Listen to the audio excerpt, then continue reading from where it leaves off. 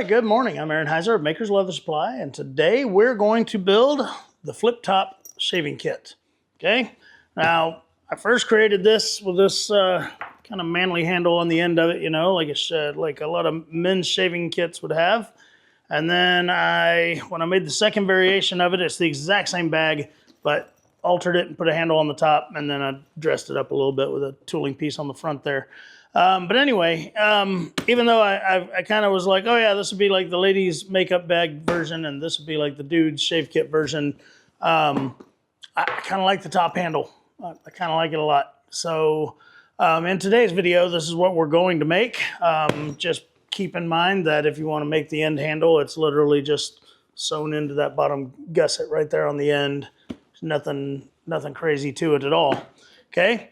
To make this project is going to be fully lined and bound.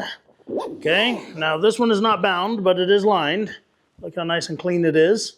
Okay, I never did the binding on it because I was in a hurry when I finished it up and I had somewhere to be.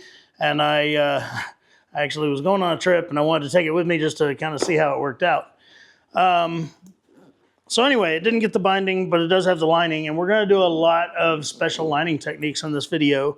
I'm going to use my Cordura fabric, just like what's in here. I get it at Sailrite. I'm hoping that we can carry it here at Makers, but I need to do some research on that.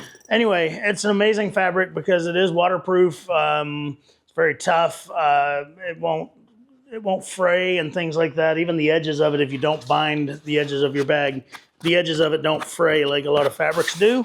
My only drawback to it is, and especially on a bag like this, it doesn't stretch, okay? And when you're sewing those corners in, you know, around these areas right here, it would be nice to have a little bit of stretch, but I'm gonna make do because I like the fabric. We did not send out lining fabric in all the project boxes on this one because I had people that were mad because when I did send out the nice Cordura fabric, they were like, well, it's gray, and I wanted a different color. Cool story. Go get your lining stuff then, and don't use it. So anyway, you know, classic case of you can't make everybody happy, and that's fine. Whatever. All right, so even though I've got a really nice set of clicker dies and I could have gone back there and just cut this whole project out, I'm actually going to cut this out with you because there's one piece on the template that is special. All right, I did it a little bit different. I did it to save some acrylic, and yeah. All right, so here we go.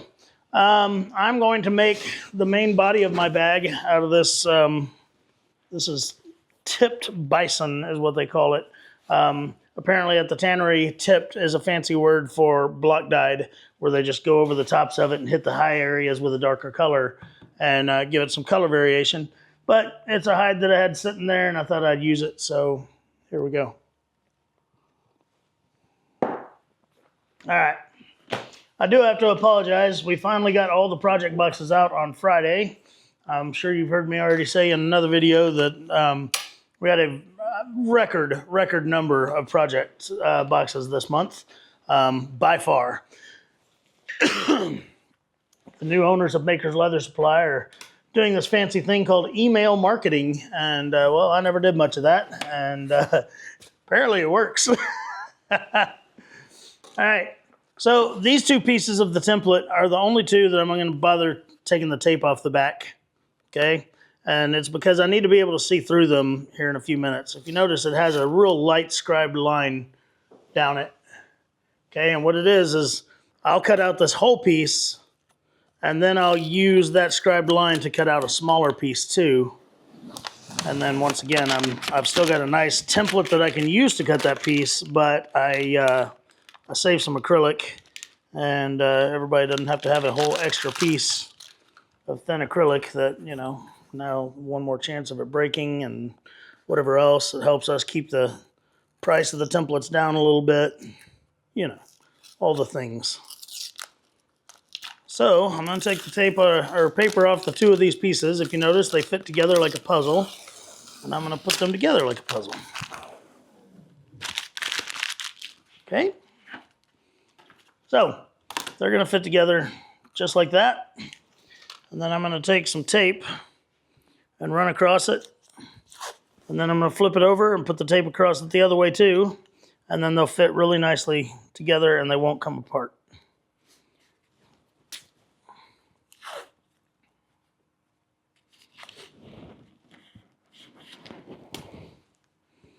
So there's one side. And if I turn it over and tape up the other side too, and this is just, you know, painter's tape. It's nothing strong, but it'll definitely help hold those two pieces together really well so that we can use it. Okay, so now it's almost as if it's one piece. All right, now what I need to do is take and cut out this entire piece from my bison here. And I'm gonna, the problem with this bison is it's got a lot of scratches and scars and stuff like that in it. So I'm gonna try to avoid all that if I can. Just how far up on it do I have to go before I can avoid all that? There we go. So I'm gonna grab my rotary cutter here and I'm gonna cut out this entire piece.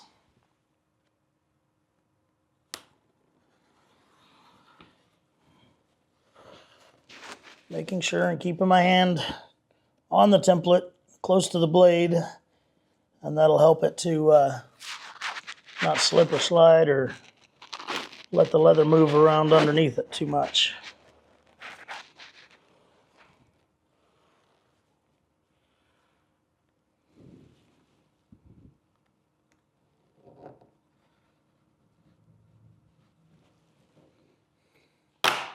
Okay. Got that guy cut out. Now, again, there's a little scribed line right there on our template. I'm going to flip this over, and I'm going to use the narrow side of the scribed line, not the wide side, but the narrow side. I'm going to put that scribed line right up against that straight edge that I already cut, and I'm going to cut out another piece that's the same size as the narrow side. Narrow side. Let's say that one more time. Narrow side of the template. Okay?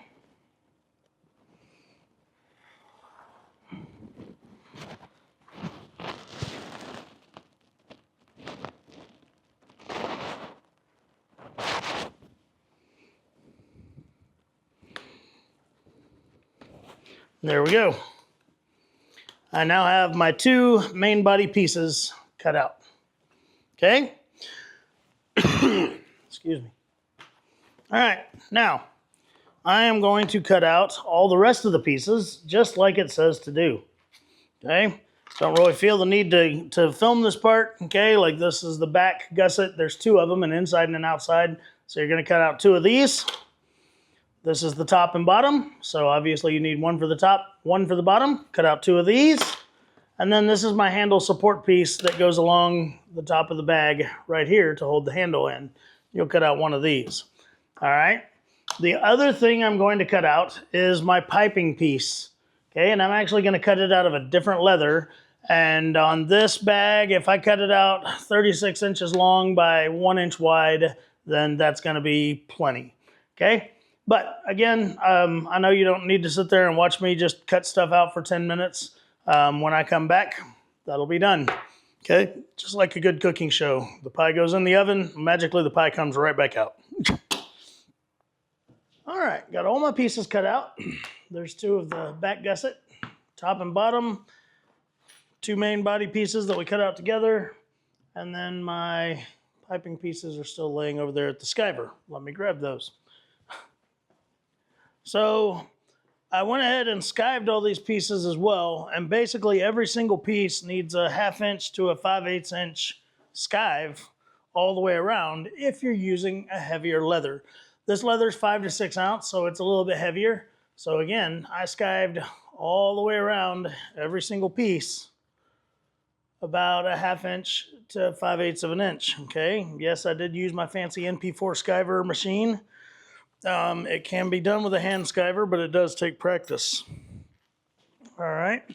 And then the same with my piping. I ran it through the machine so that it would be nice and thin, because it also is 5-6 ounce. Okay. And then I cut out my handle support piece. I cut it out of the darker leather that my piping is out of, just because since this has got quite the texture and I guess you could say print to it, the color variation, I just wanted to do something solid on there, and that way I didn't have to worry about lining it up.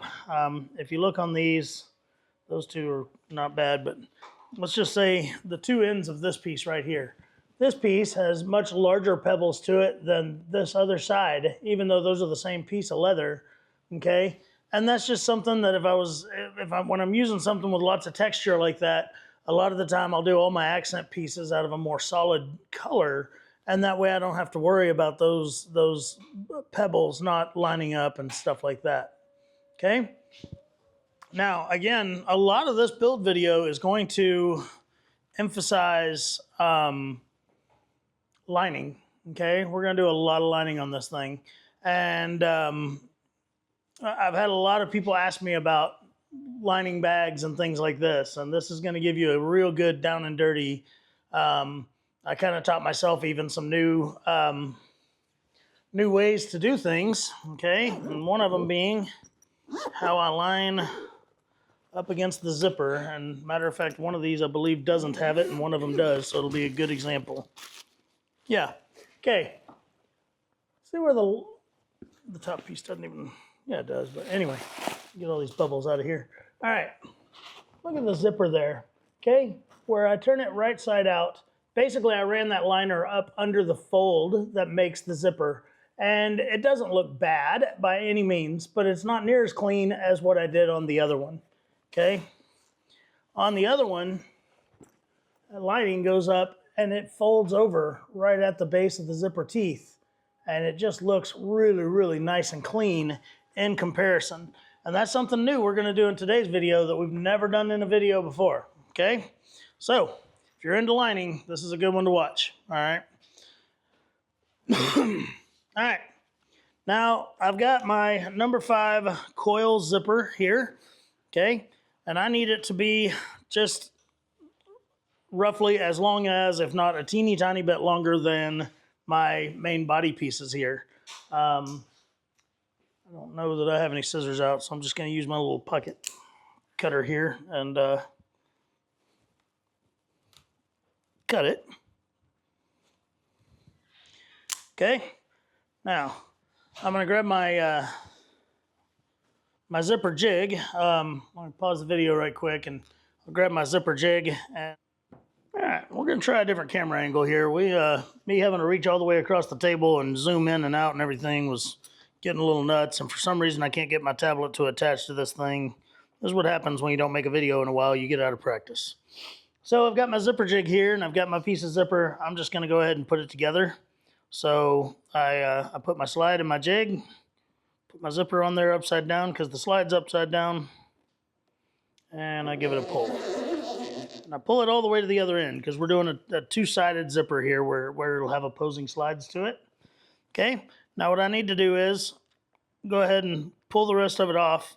And then what I do is I look and see when you hold them straight out, this one is a little bit longer than this one. Okay, so when I put that back into the other one, the other slide here, I need to make sure and put this one in first so that I can try to get them nice and straight.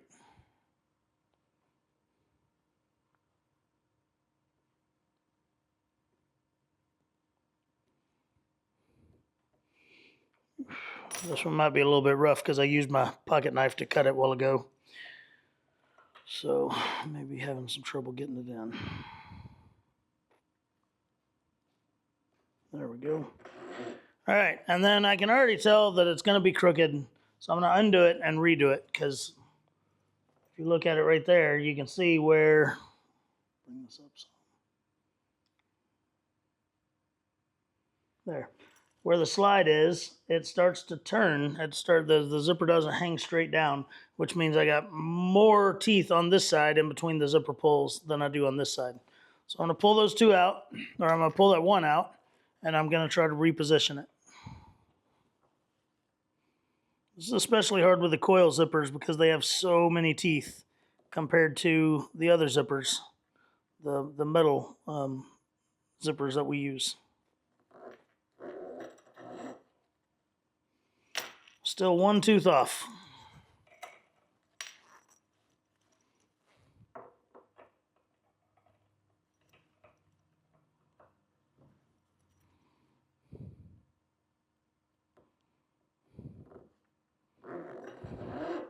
There we go. Now it hangs straight down, just like it ought to, and so everything is lined up like it should be, okay? So, what's the next thing we need to do? Good question. First thing I'm going to do is take the zipper jig off my desk so that it doesn't hit me on the elbow in a minute and make me say some words I don't need to say in front of the camera.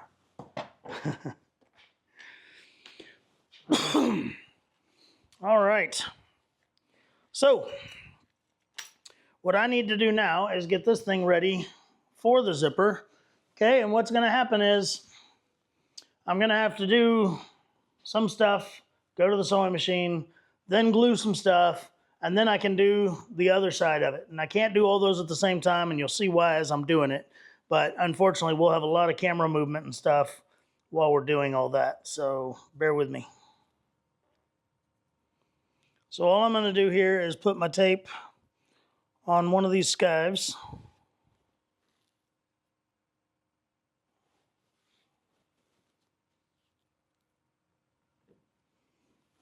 I need my scissors. This is twice now, so I must just need to get them.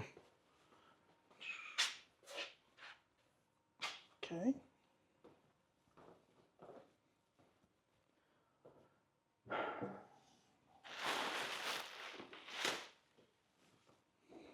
I guess I'll pause this for a little while I find my scissors.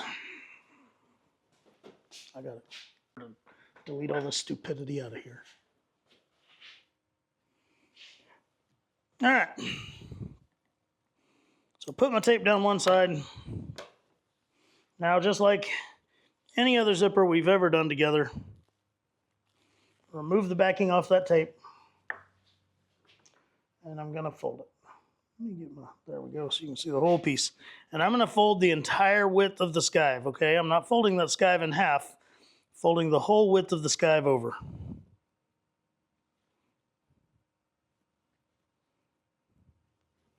And this is some pretty floppy leather, so you just got to be real careful to get it nice and straight and not have it all rippled looking once it's folded over. The good news with this project is if you make it out of a more firm leather, then things like this won't be as difficult, but sewing it and turning it right side out will be more difficult. Okay. So there we go. I got that folded over. Now I'm going to take a piece of tape and I'm going to put it along the edge of my zipper. Okay. And just right along the very, very edge of it. And then I always move my slides around. Anytime I'm doing anything with a zipper, I don't want to put tape where the slides are because there's a little bubble in between the slides there, and I don't want the tape. I want the tape to run straight. So if I put the tape on and then move the slides where it's already taped, then it'll keep that bubble from getting taped into it. And I'll do the same thing when I'm sewing it. If you sew that bubble into it, then your zipper will always have a hard spot there where it hangs up and it doesn't want to close or open smoothly. Okay? All right, now I'm just going to take and I'm going to lay this across here and stick it down. Okay? So I'll remove the backing off my tape.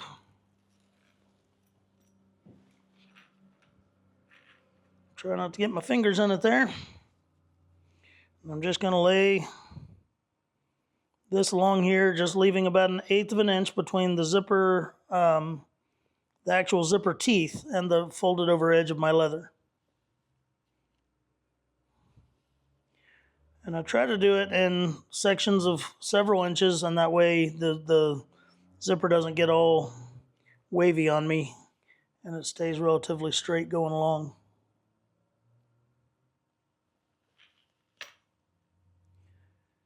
Okay, now once again, I'm where my slides are. So I'm going to take and move them past where I've already taped here. That way I can get my tape on straight and not have to worry about that bubble again.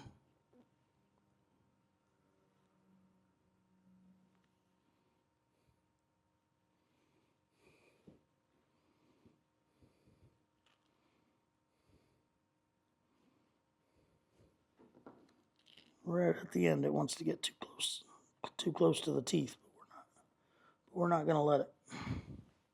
All right, so there we go. Now, ordinarily, I would do the other one on the other side of it at the same time, but with how I'm going to do this lining, I need to move into doing some lining stuff.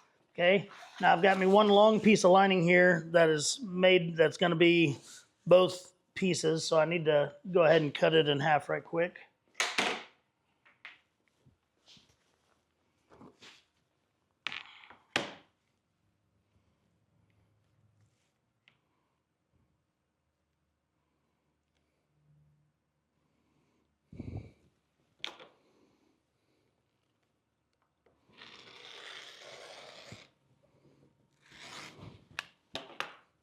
Now, what I'm going to do with that piece of lining is, I'm going to take it, I'm going to put another piece of tape right out here on the very edge of my zipper tape, the part of it that's already stuck to the leather, okay? Not this other side. That'll be for later.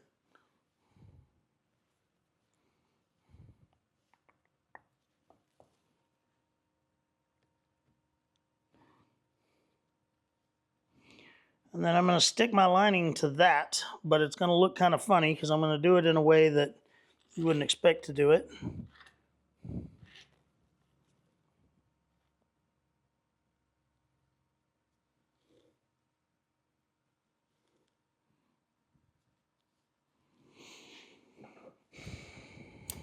Okay, so I'll take the backing off that tape.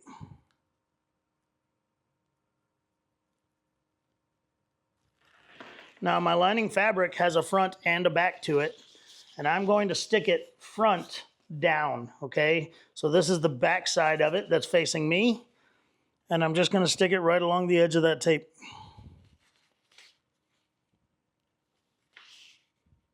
And I know it seems kind of crazy, but in just a second you'll see why that is and how we're doing it, and you'll be like, oh, that makes a lot of sense. Or you'll be like, no, Aaron, you're still crazy and wrong, but, you know, whatever. Okay, one more time, I'm going to move these slides. There we go.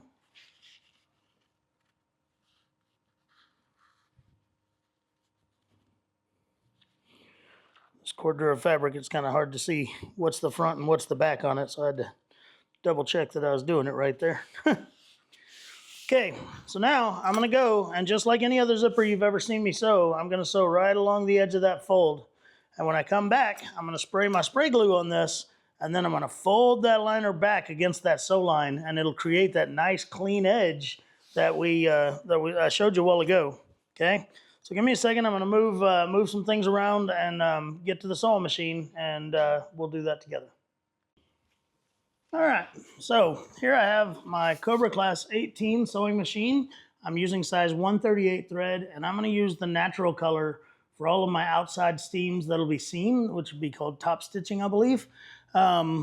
Just because I like the contrast on this leather, especially. I'll really like the I think I'll like the contrast of the natural stitching. Okay, so I'm going to start out with a back stitch.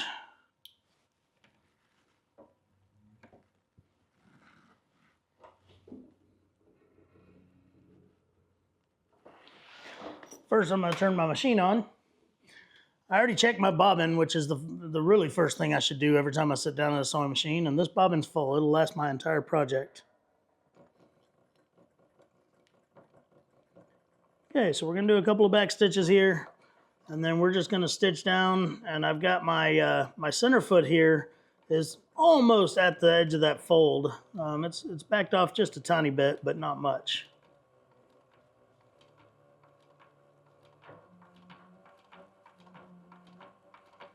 Now, little sewing trick for you. If you're not very skilled on the sewing machine, or you're just learning, or you're not very sure of yourself, I guess you could say, if you use a dark thread over a dark leather, then it won't show up as much if you have, you know, lines that are less than straight. You know, if they get a little bit wavy, or if you accidentally make a big correction where there's kind of a corner there or something, that won't show up on dark thread over dark leather as much as like what I'm doing with the contrasting stitch color. Okay, so yeah. So again, if you're not very used to using a sewing machine or something, that might help you out to have prettier stitches, because nobody will notice them as much. All right, I'm almost to these slides, so I'm going to lift my presser foot. My needle's still down in the leather, and I'm just going to slide these 2 slides past where I've already sewn, and that way I can continue on and sew the rest of this.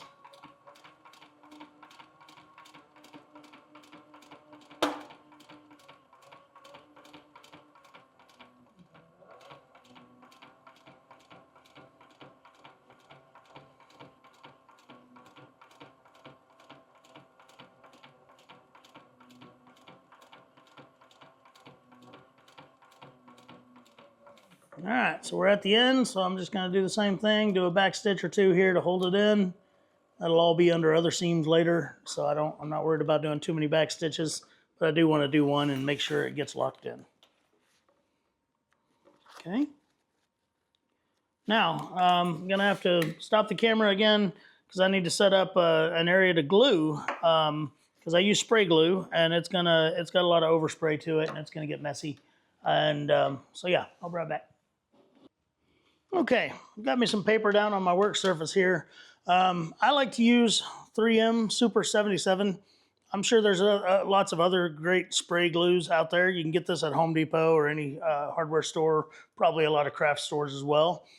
Anyway, it acts as a contact cement. You want to spray both sides of what you're going to glue together, and then wait a few minutes and then stick them together. Okay. A word of caution though, there's a lot of overspray involved in this. Like after I spray a bunch of it, I can like feel it on my arm hairs and stuff like that. Generally, I like to do this outside, but we're doing so much, like a little bit of glue here, a little bit of glue there, that I don't want to take all this stuff outside to do it. So we're just gonna try to cover up everything we don't want overspray on in here, and yeah, make it work. Okay. Now, since I've already got my paper out and I'm gonna glue stuff, I might as well just glue my liner to my lids, or my top and my bottom as well. Okay, so super simple to use. Okay, you just spray it on. And I knew that was going to happen. This can's about done. Luckily, I got another one sitting right here.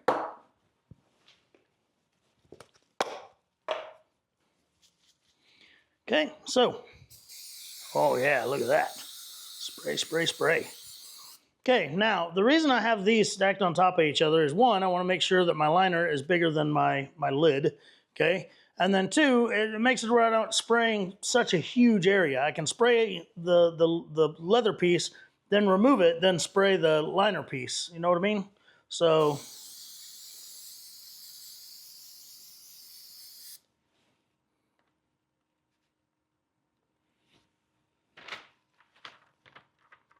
everything gets tacky real fast. I'll have this crap on my fingers for days. I would say that I'd use gloves, but to be real honest, when I use gloves, it makes it even worse. Just, it's so hard to handle and everything when your gloves start to get sticky. So I just deal with glue on my hands, and then I get to play like when I was in first grade and peel glue off my hands the rest of the day. Okay.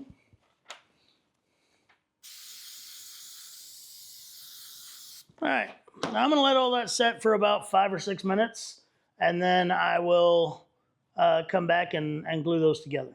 So we'll be back.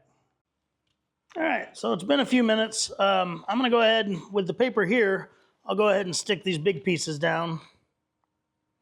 I want to make sure I don't accidentally put any bubbles or anything like that in between the leather and the liner. Okay, I want it to be nice and flat on there.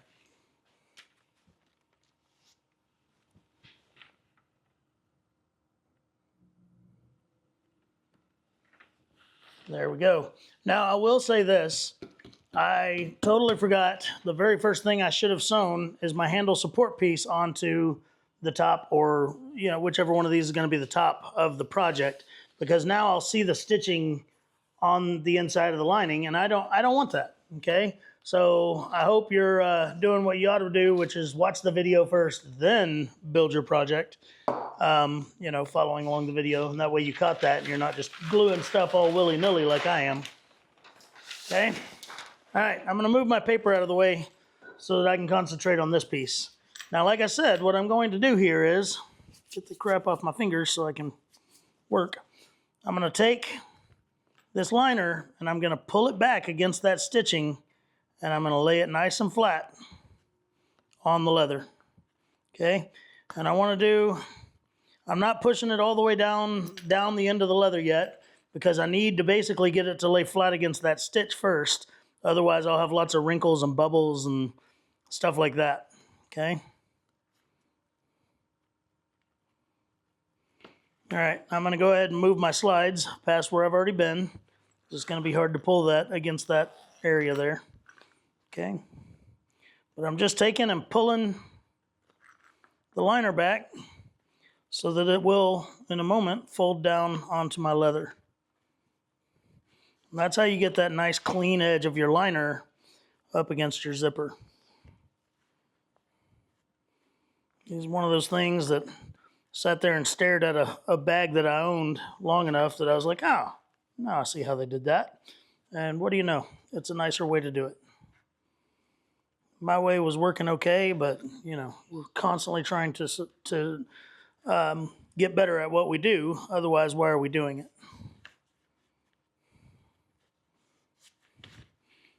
I've really got to go back and remake a lot of old videos, like the original Dop Kit video and stuff. I've learned and taught myself so much since making those that I really need to just delete them and make new ones, and really be able to show people better ways to do things.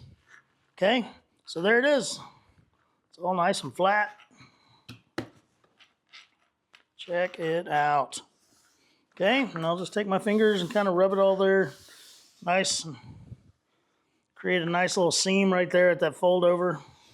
Okay, now I've got to do all those exact same steps again with the other piece of my main body. Okay, now the first thing I'm going to do though is look, once again, I showed you where the pebbles on one end of this and the pebbles on the other end don't match. Well, this piece was cut out right beside it, so those pebbles will be the exact same. So what I want to make sure is that I don't have them on opposite sides where the little pebbles are with the big pebbles and then vice versa over here. Okay, so if I turn it around like this, I'm going to be safe, and it'll be just like it needs to be, and everything will match as if it was cut right next to each other, because it was. So again, we're going to take our double-sided tape. We're going to tape down the leather and fold it down.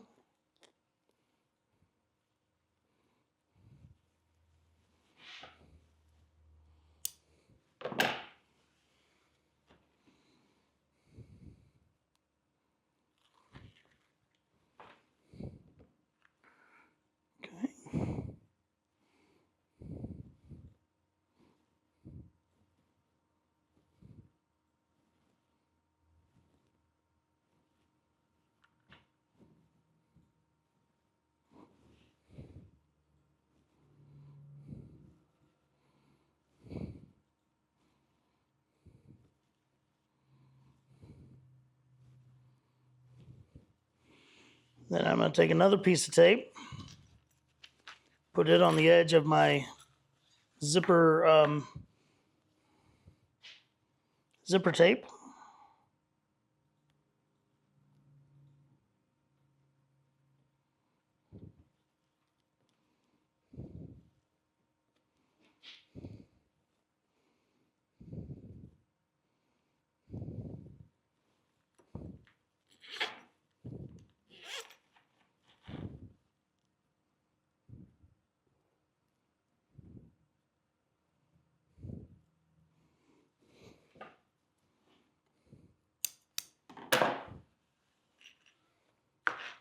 Okay, pull the back off of it again.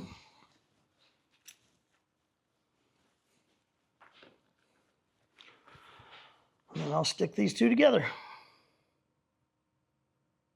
Now when I do that, I want to make sure that the zipper is always going to be a tiny bit longer than the leather is, but I want to make sure I line up the edges of the leather just right so that it makes a flat plane there from the top piece to the bottom piece.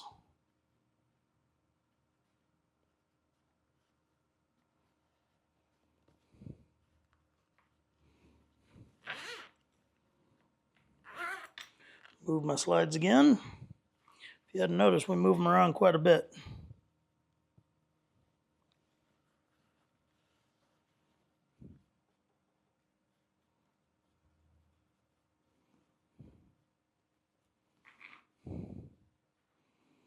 Okay, all the way to the other end.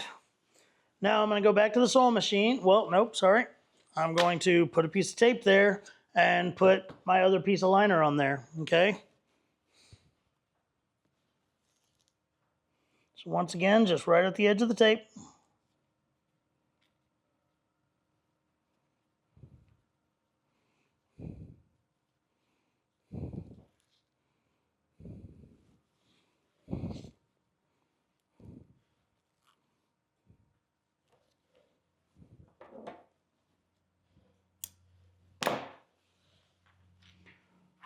Grab my lining piece here. Once again, I want to tape it to where the finished side of my liner, the nice side of it, is down, okay? And then I want to, yeah, no, I had it right. So I'm going to put it to where the finished side is down, and I'm going to make it go across the zipper like that, to where when I spray that again, I can spray the entire thing and not worry about getting glue on my finished top piece there. That's why I do the narrow one before I do the wide one. Otherwise, I'd have to mask that off or put a piece of paper over it or something while I spray my glue on it. And, well, I don't want to have to do all that. All right.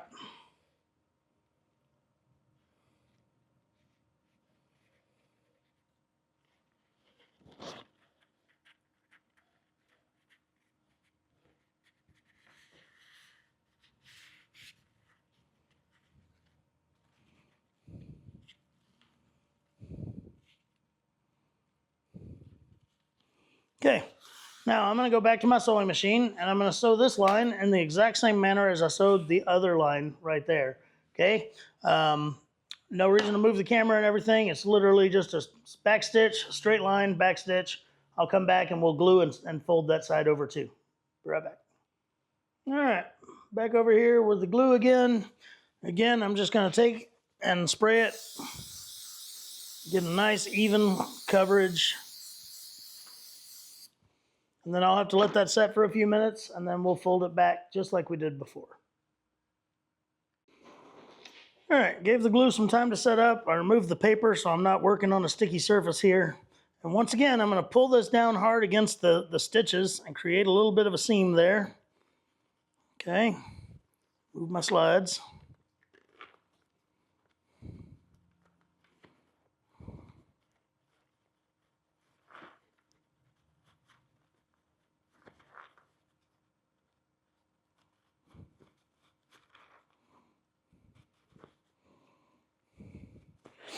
And I don't want to stick it down to the leather just yet. I'm just creating that fold over and getting it ready to.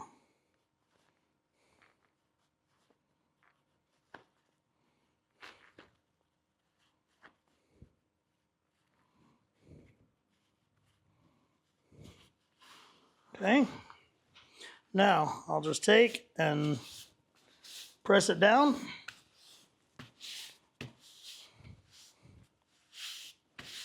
Get it nice and smooth, just like that. All right. And just rub my hand all over it, get it nice and smooth. And then I'm going to take my rotary cutter here and I'm going to cut off all the excess of the liner that's sticking out everywhere. Okay, I always overcut my liners so that once they're glued on or stuck on or sewn on or however I'm applying them, that I can trim them off afterwards. Because if I just cut them the exact right size, they're a lot more difficult to apply. What's the word I'm thinking of? Oh, I don't know. Anyway, they're a lot easier to apply straight and make sure you have full coverage. There we go. Main body gusset is complete. All right. Now, a while ago I told you that I should have sewn my handle top onto one of these beforehand. Okay, and I'm going to compare these two and see which one I want to be my top. It should be the better looking of the two. All right. And I think this one's more attractive with its grain patterns and stuff. Not by a lot, but enough. But what I'm going to do is I'm going to go ahead and put this handle on here and I'll sew it on. But then I'm going to create another piece for the inside with a zipper on it. Okay? And by lining that twice, then I'll have an area to keep something separate than what's in the main body of the bag. Okay? We're going to do that. I think it's a neat feature for this bag. But again, I still should have sewn this, even though that will cover up the stitches of this thing. I still should have sewn this on first. Because when you open that pocket, you still see that stitch line in there. And while that's a tiny, tiny detail that most people never even notice, I am not most people, and I will notice it. All right. So what I'm going to do here is I'm going to take and put this handle piece on here, and I just want to center it right to left and top to bottom. Okay. We're going to see what that looks like. That looks good. Basically, with that 1-inch handle piece, I've got 2 inches on either side of it this way, and then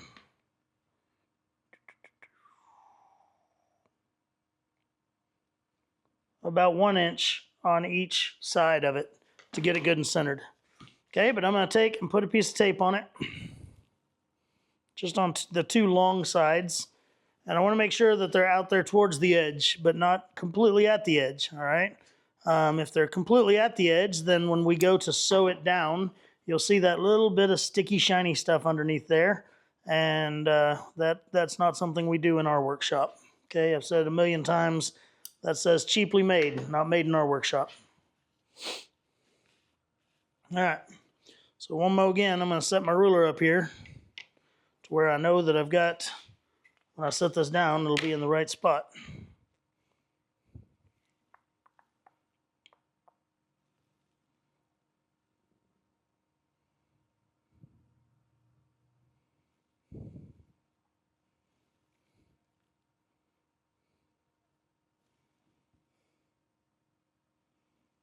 Okay, nice and centered. That way when I lay my ruler up there, I can, or when I lay my handle piece up there, I know that it is centered.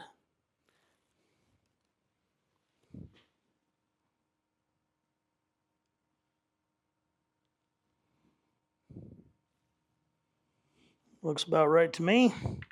So I'll go ahead and press it on. Then I'm going to go to the sewing machine and sew it on. All right, so follow me over there. All right, super simple to sew this on, guys. Nothing to it. I'm just going to go around the outside, around the outside, around the outside.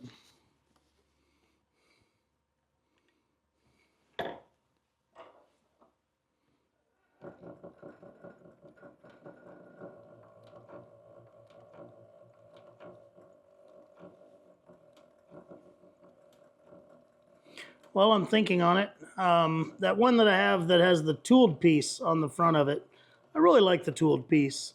But my problem is I made it to where it almost went from corner to corner, and it's too long. And then also it's too close to that bottom seam, and it was very, very difficult for me to put the bag together with it being that big. So if you make a piece like that, make sure you leave yourself a good inch before it gets to the corners or even to the bottom seam.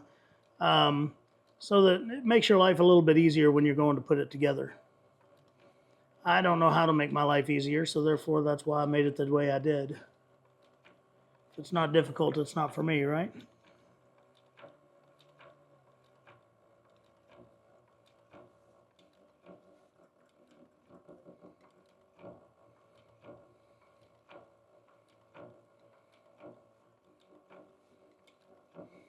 Okay, when you're doing something with these rounded corners like this, it's always smartest to try to turn your leather while the needle's down in the machine. Or sorry, your needle's down in the leather, and that'll help you keep your stitch spacing just right. If you go to turn it while the needle's up, then you're either going to have too long or too short of stitches in those curves, depending on which way you're turning it. I forgot to say this caveat too. This project does not have to be sewn on a machine. Yes, it makes it easier, okay? But anything you can sew on a machine, you can easily sew by hand. It just takes longer, okay? I had somebody not long ago commented on one of my projects that, oh, I only make projects you can sew on a machine. I'm like, well, no, but I do make larger projects that you probably wish you had a machine for. But I promise you, you can sew it by hand. I didn't always own a sewing machine. But once I got one, I sure learned how to use it. All right. So that is sewn on there now. So I'm going to cut my threads. And that dark brown on the tipped bison looks pretty sharp. So I'm glad I went with that. Okay. The leather that we sent out in the project boxes, I'm not allowed to tell you where it came from. But it came from a boot company that, again, I can't tell you the name of that boot company, but it rhymes with Shimberland.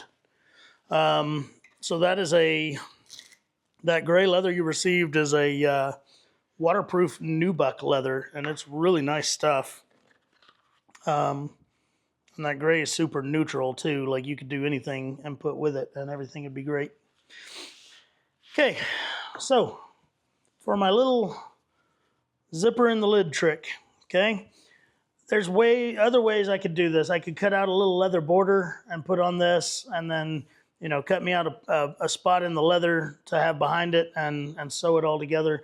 But what I'm going to do is I'm going to cut a slit in this piece of lining that is just a tiny bit shorter, maybe a half inch or 3/4 of an inch shorter than the ends of this zipper are, okay? And I'm not going to be super mathematical about it or anything like that. I'm going to hold the zipper up here. I'm going to get my ruler up here. And also, I don't want it in the middle. I want it to be towards the top so that when I open the case, the zipper's up here. Okay, and also I have to be cognizant of that when I'm putting the case together, that zipper's up on top. It's down at the bottom, then when you unzip it, whatever's in there is just going to fall out. So if you put it at the top, then when you open it and reach in there, you can grab whatever you need. Okay, so I'm going to take, and once again, I'm going to cut this a little bit shorter than the stops on this this zipper. This is a 9-inch dress zipper. Okay, so I need to cut my my stuff down at about 8 inches or so.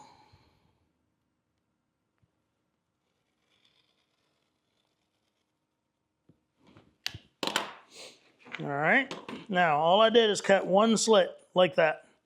Now I need to grab something else to cut with, preferably a scalpel or a very, very sharp cutting instrument that is a knife. And there's my scalpel. I knew I had one over here. Okay, now I'm going to come up here to the ends of this slit. I'll zoom in a little bit so you can see it. I'm going to come up here to the ends of this slit, and I'm going to basically cut a little Y at the ends of it.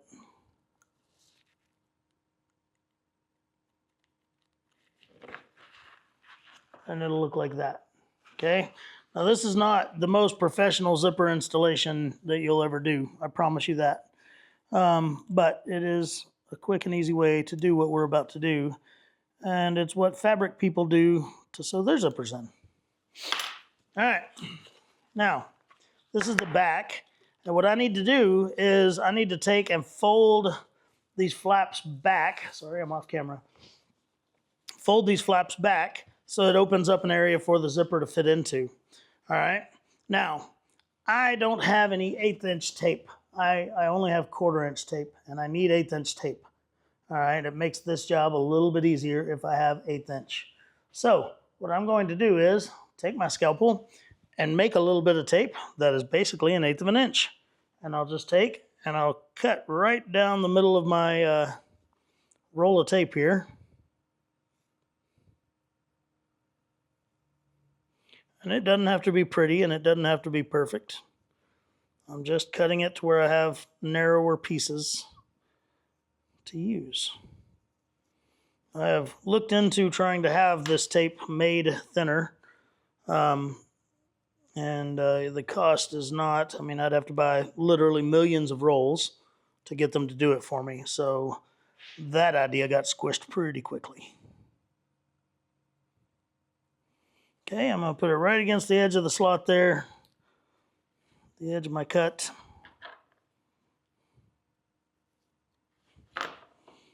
I'm going to pre-fold this back a little bit so that I know where to fold it and stick it. Sorry, I know my hands are in the way. About like so. And of course, I'm on the back side of my material, okay? I'm folding this back to the back side of my material. Okay? Pre-crease that a little bit, and that way when I get my backing off my tape, then hopefully it'll stick nicely. Create me a nice little almost 1/4 inch wide fold over. Almost. Okay. Then I'm going to do the exact same thing on the other side. I got to do it kind of quickly because this tape does not work as well with this Cordura fabric as some of the other fabrics I've used it with.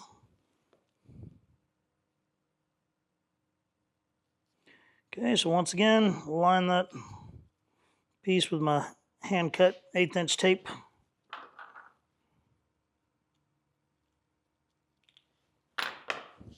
Go ahead and pre-fold it back.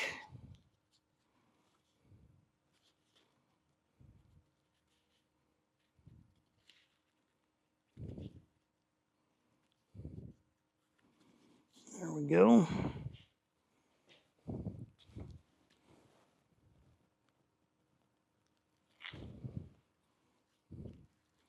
Let's see what I'm talking about. This is already coming back up on this other side here, so I just got to keep pressing it down.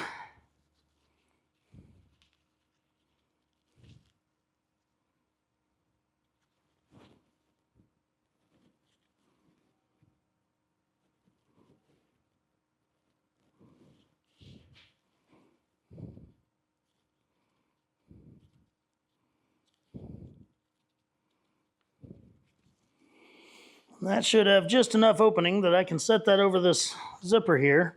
Okay, except I've still got these little points on the ends, and I need to just take a little piece of tape and pull those points back as well.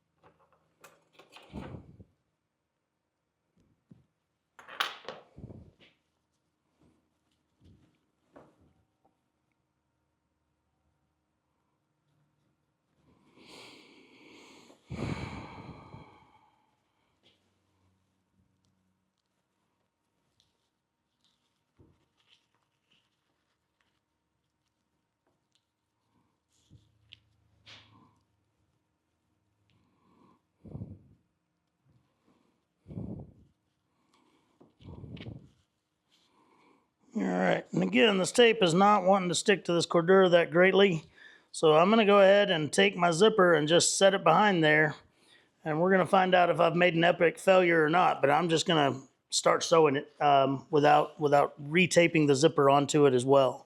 Okay, and again, we'll see how well that works out. If it works out fine, then that's great. We'll continue on with the video. If it does not, You'll never know I did it because it'll be edited out.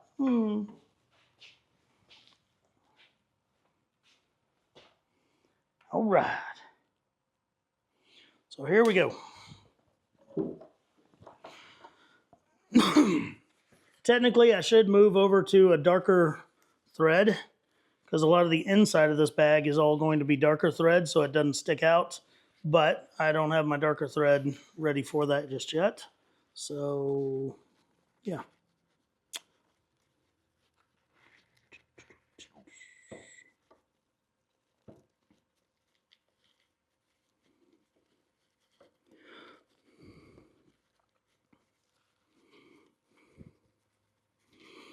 All right, I'm just going to start at one end and start stitching. And I'll try to keep my zipper nice and aligned and centered as I go, but that tape has all but given up on me now already. Again, this may have been a terrible idea, but we'll see. Sometimes I get a little bit too cocky about my sewing machine skills.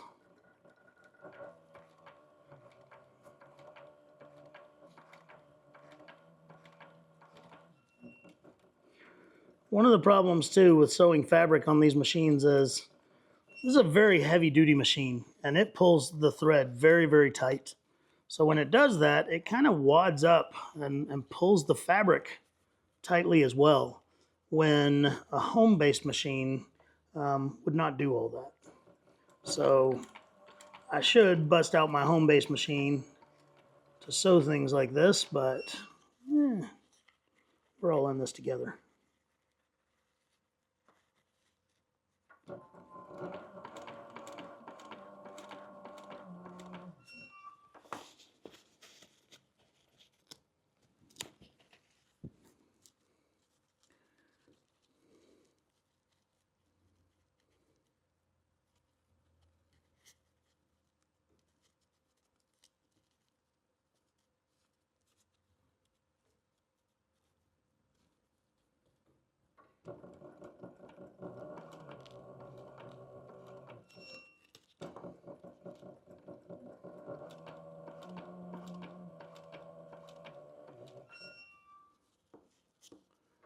Okay, I'm gonna get down here at the end and just sew across that bottom end.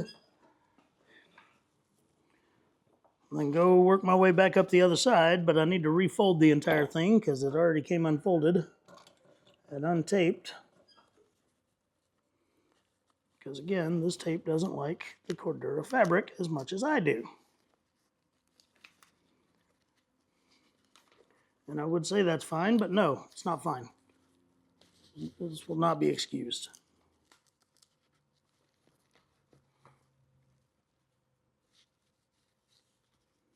There we go.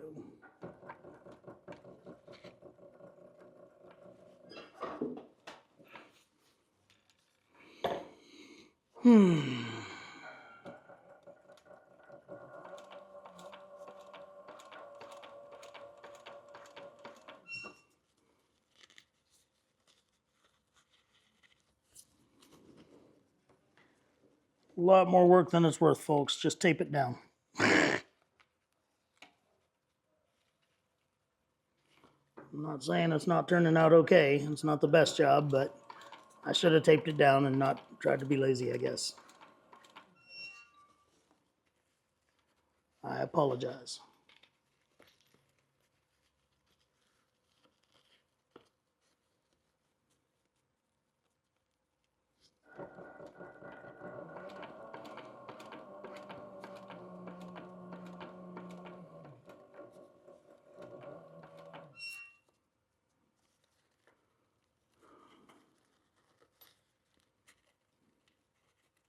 We're getting there, though.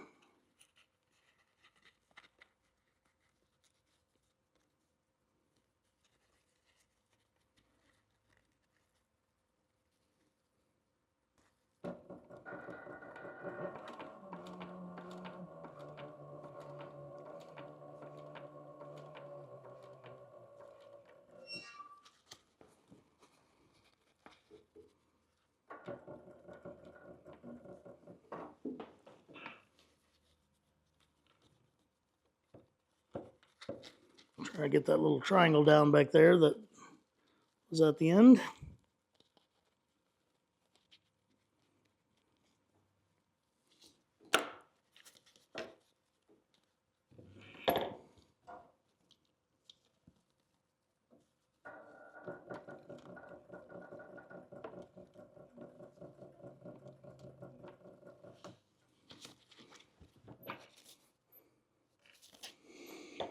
This is absolutely terrible. Had I used a darker thread, it wouldn't look near as bad. But again, this thing likes to scrunch it up. And so it did make it a little bit difficult. But we're going to make do with it.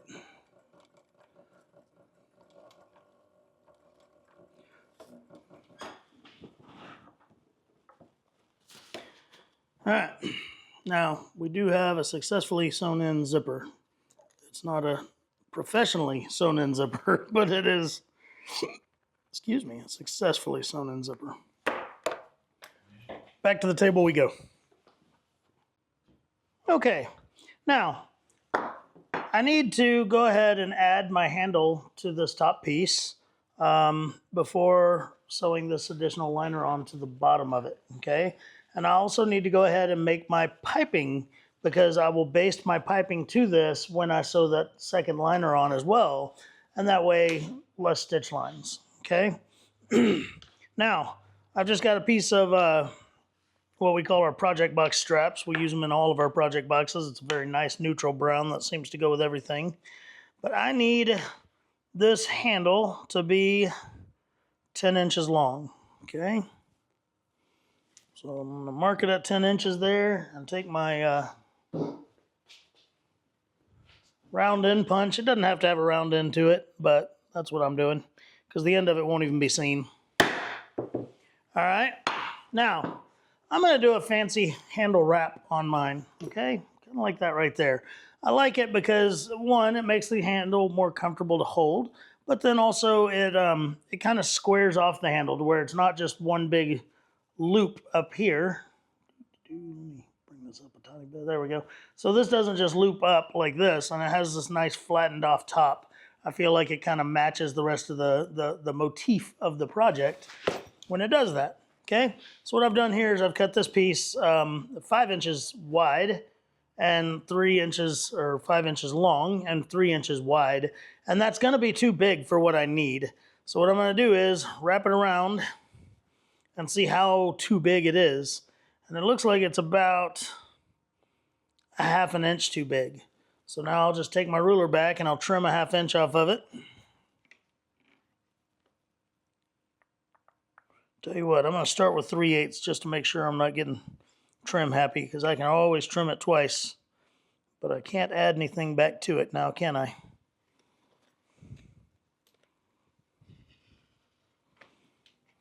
Okay, and there's a bunch of different ways to do this. I've done them before where I rolled them all the way around the handle. I've done them, but this time what I'm going to do is make it to where the ends of it just match right at the back of the handle. But there it is. That'll work really well, that I can stretch that onto there and get it just right, and then I'll sew down my seams. Excuse me. This video was supposed to come out yesterday, but I got unexpectedly pretty sick.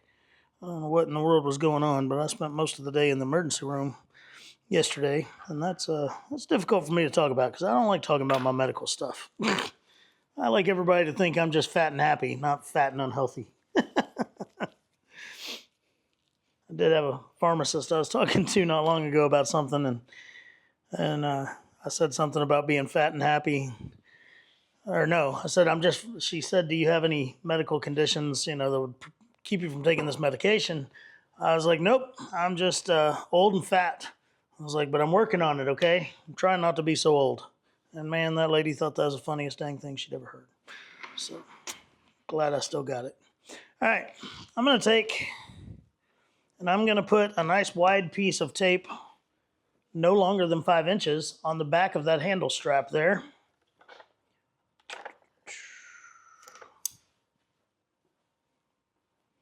Okay.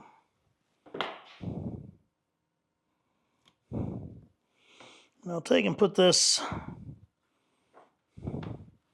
on my centering ruler so I know that I'm getting it right where it needs to be.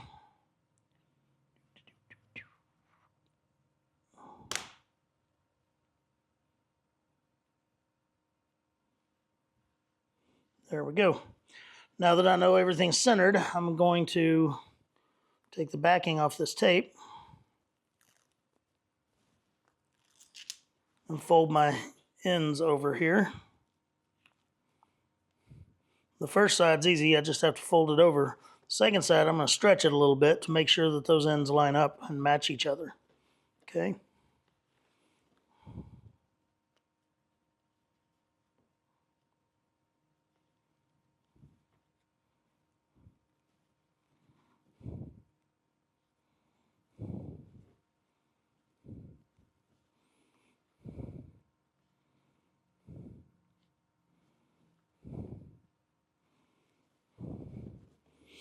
There we go. Now, I'm just going to take that back to the sewing machine and sew down both sides of this, okay? And it's very tempting to sew an entire rectangle around it, and probably with this lightweight of a project, it wouldn't be that big of a deal if I did that. But a lot of the time, I don't like sewing across a strap, because what it'll eventually do is it'll make it to where it, what in the world just happened? Sorry. This thing goes nuts once in a while and it wants to track faces. There we go.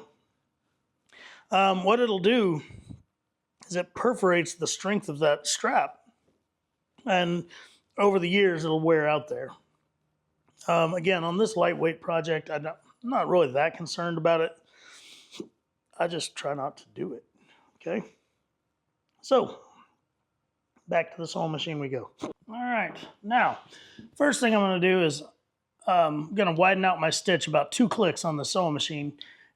Using a sewing machine, if you're going over thicker leather or thicker material and you don't expand your stitch length, then what'll happen is your stitch length automatically gets a little bit smaller. It's just the nature of the beast of walking foot sewing machines. So unclicked it about 2 clicks, good to go.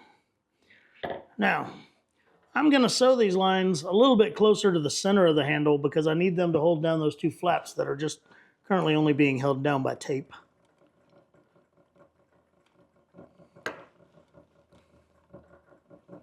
Okay. Now I'm just going to put my finger up here and let it go.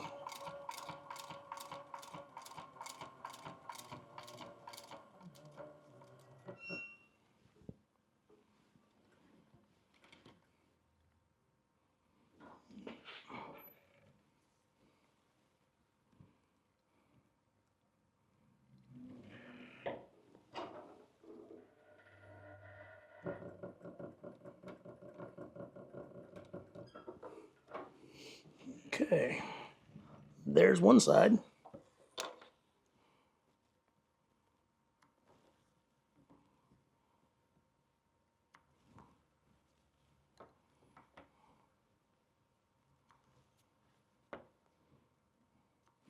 Now I'm going to do the exact same thing on the other side.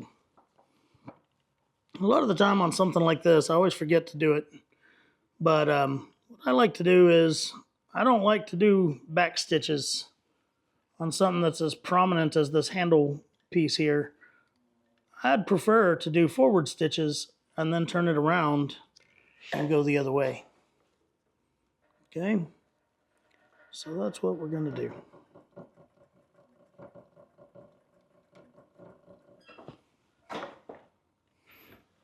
Just makes a prettier stitch doing it that way than it does doing back stitches.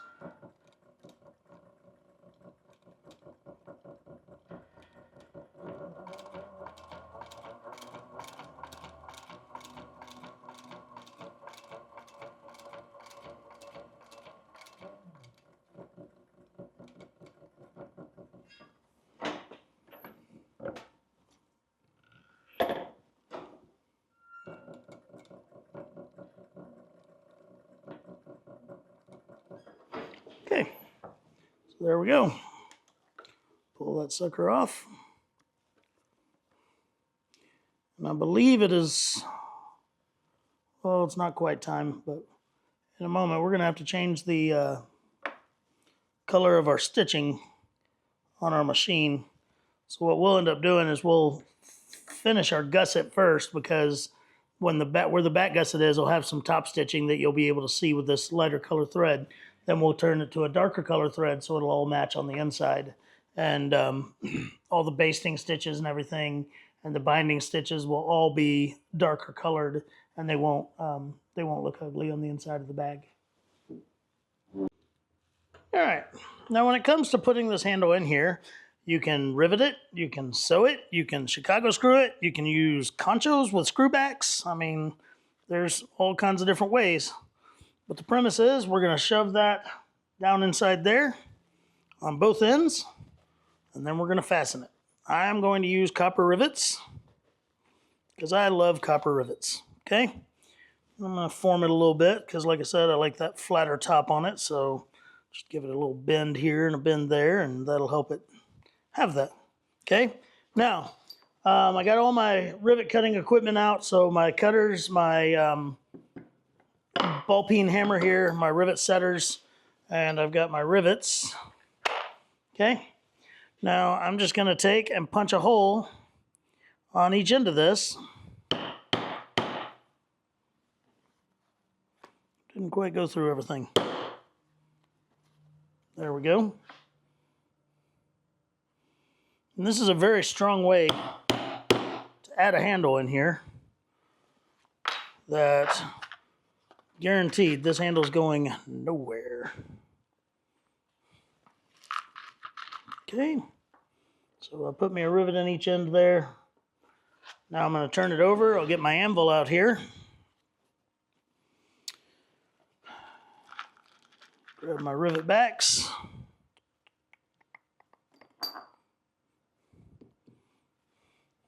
First one sets the washer on the post.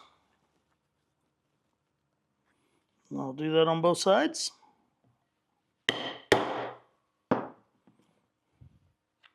Then I'm going to cut them. I'll leave about 1/8 of an inch after I cut them.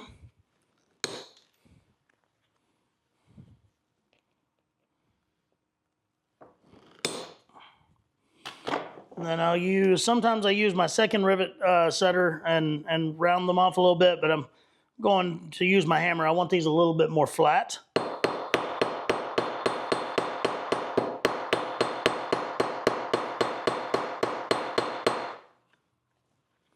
There's one side.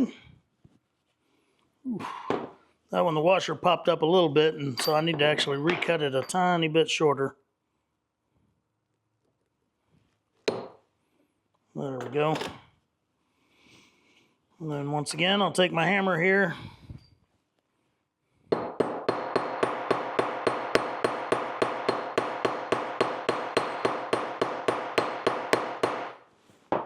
Now I'll use my second setter,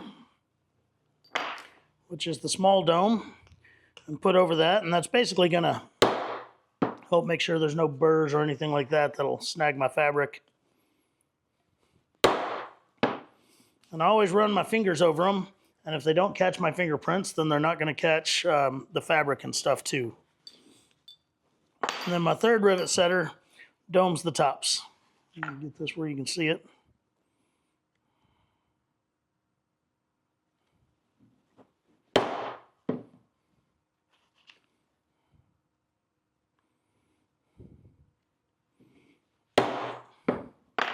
There we go. There's what we're looking at on the camera. Okay, now that that's done, I need to make my piping, and then I can, well, first let me go ahead and trim.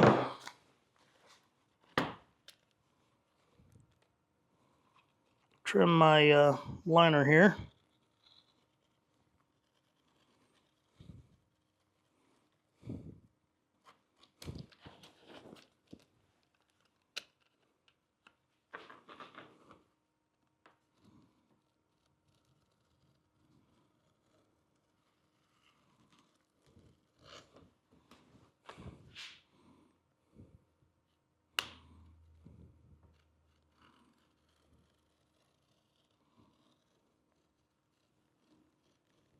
There we go. Now when I put my second lining on there, I'll know where it fits. Know what I mean? But first, I need to make some piping, okay?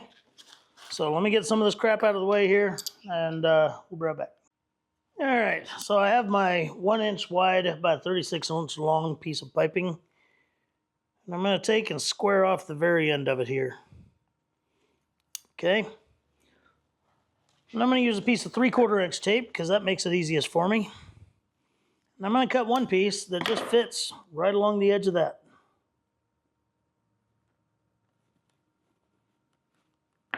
Just like that. Okay? Excuse me. It's funny, I turned my head to cough, but yet the microphone's right here on my chest, so I'm sure you still got it. Sorry about that. Now, I take a separate piece of tape, and I run it the entire length of my piping piece. Okay?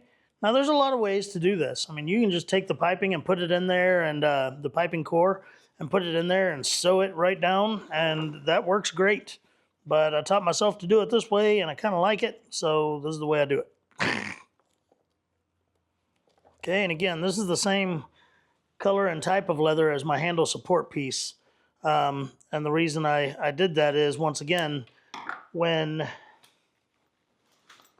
this gusset piece and this gusset piece, the colors don't quite line up, there'll be that nice dark brown piping in between them, and it won't matter. Okay? Now, everything I'm showing you here, I'm going to have to do twice because I need piping for the top and piping for the bottom. But I'm only going to show it to you once. If you need to see it again, please rewind the video and watch it again. Now I've got my 3/32 inch piping core here. We do sell this here at Maker's Leather Supply. We sell it by the yard. Other alternatives, a lot of people use things like weed eater string and stuff like that. Now, I'm going to leave that piece of paper on there, but I'm going to strip the paper off the other piece of the piping. Now, generally, I wouldn't pull it off the entire thing, but this one's only 36 inches. It's when you're doing the ones that are way longer for way bigger bags, like 60 inches, that I'll only pull off a couple of feet at a time. Okay, so I'm going to take and just lay my piping core up against that other piece of paper up there, not over it, just against it, and go ahead and put this piping core right down the center of its leather sleeve that it's going in.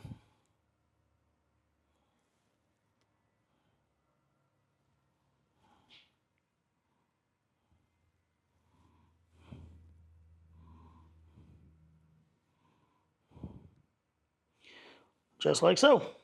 Now I'm going to simply take and fold it in half, ensuring that that piping core is in the back of my fold. I don't want any air between it and the back of my fold, because then the piping will look all willy-nilly and loose back there, and that's not cool. I mean, we're putting piping in for a more professional result, not a less professional result. Now, when it comes to making this project, you don't have to have piping. You just don't. But it sure does look great, okay? It expands your skills. It looks great. It looks more professional. I mean, there's lots of reasons to do it. However, the one big drawback is if you're hand sewing, it can be a little bit more difficult to add the piping in there. It's when you have to get into probably using like a contact cement to glue your layers together. And I don't like to do that normally on turned bags because my fear is that I won't place it carefully enough, and that when I turn the bag right side out, I'll see glue.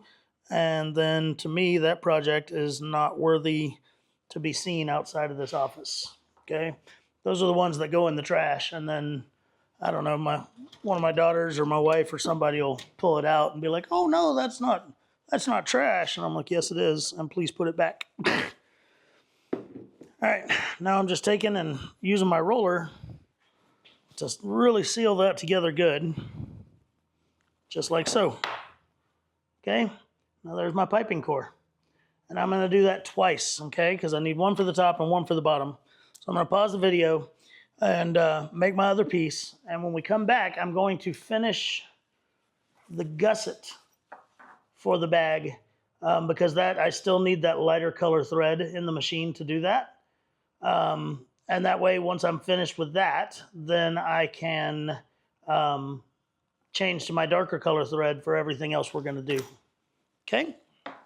So I'm going to make this other piping piece, and I'll be right back, and we'll finish our gussets.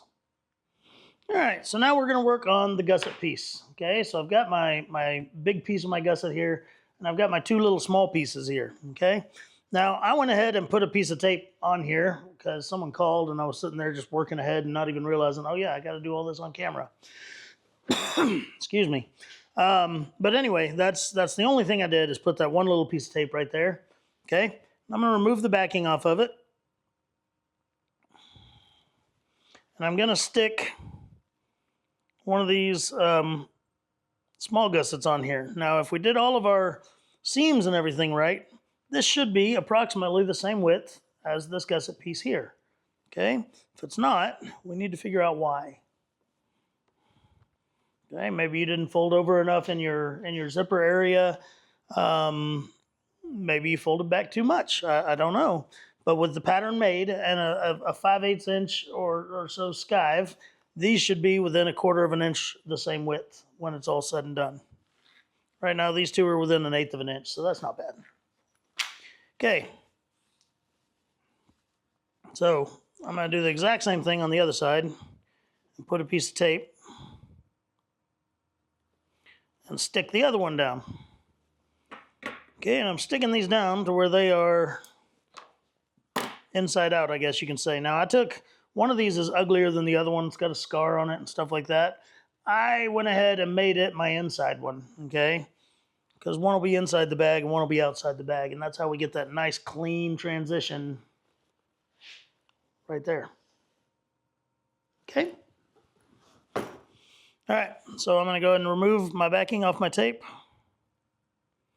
A little bit more difficult over the fabric because, again, the tape doesn't like the fabric near as much as I do. There we go. And then stick this sucker on there.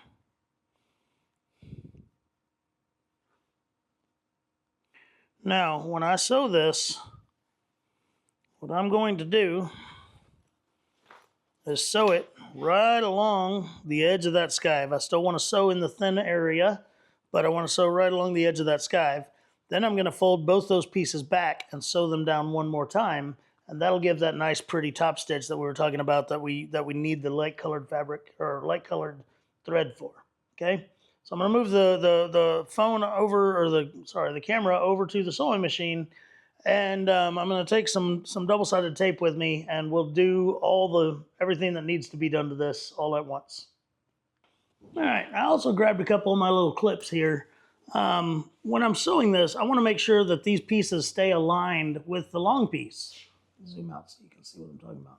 These pieces stay aligned with the long piece. If they're askew one way or the other, it's going to make all the rest of this very difficult to assemble, okay? So if I clip it in place, I've got more of a chance of it sewing up just right, okay? So again, I'm going to sew it just right in the thin area, but right along the edge of the skive where it goes from thick to thin. Excuse me. Okay. And then I'm just going to sew down it. Okay. Now, when I use these vinyl zippers like this, again, I don't worry about using end stops if it's just going to be sewn into a seam. These things do really, really well just being stuck together. So,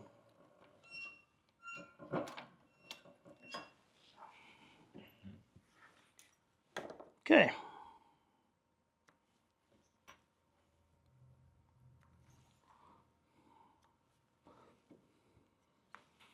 All right, now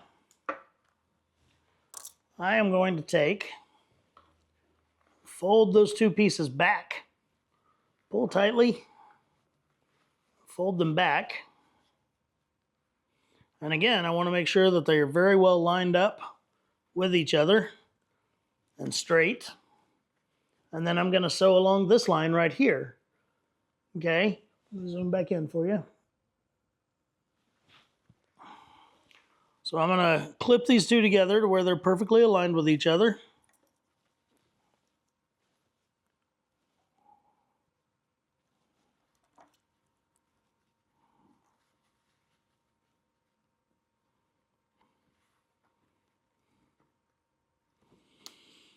Okay, now I'm going to take and just sew right down along the edge of that fold, just like I do when it's, you know, the edge of a zipper or anything else. But I do want to make sure it's pulled tight against those other stitches. I don't want a big loop there, you know.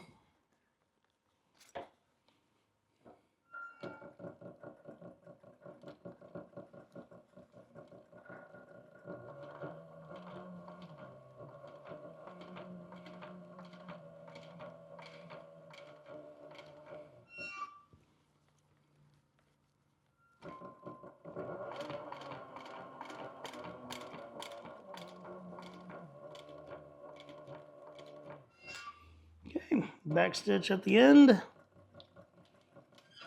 There we go. Now, I cannot do that same thing on the other end to complete the gusset and make a big circle. Okay, because there's just not enough room to fit my sewing machine in there to do one stitch and then flip it over and do another stitch. Okay, now if somebody has a trick on that, please leave me a comment and let me know how it's done. But I don't have a trick for it. So what I need to do is take and fold these ends back. Okay, this long skive over here, I'm going to take and fold it back like that and stick it down with some tape on both pieces. And then I'm basically just going to sandwich it into the other end of this gusset. Grab the tape here. So,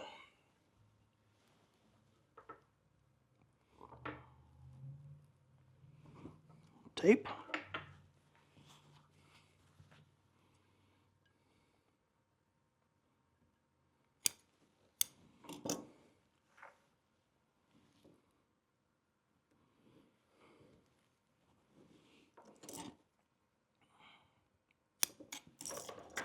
Okay.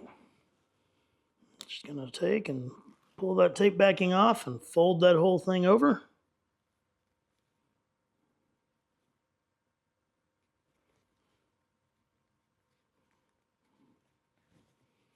Just like that. And then do the exact same thing over here. Sorry, that might not have even been on the camera, and I apologize.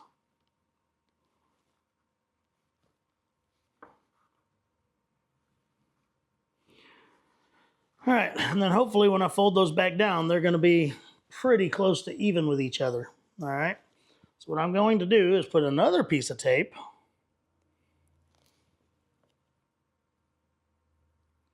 on the insides of them so that they'll stick to what I need them to stick to.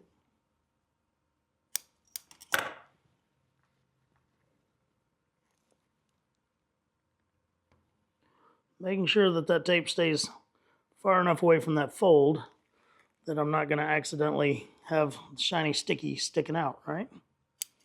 All right, now the other thing I'll do to give this piece a little bit of rigidity, I'm going to put a couple of pieces of tape along here. All right, and that'll help stiffen it up. It would be a great place to spray the Super 77 glue, but I don't want to set all my spray stuff back up and all that. Okay, or just use a wider tape even, but I also don't have that within my hand's reach. So here we go. Just gonna put a couple of pieces, and I want to keep them far enough from this edge that I have room to work to get those pieces on the other side of the gusset in a second.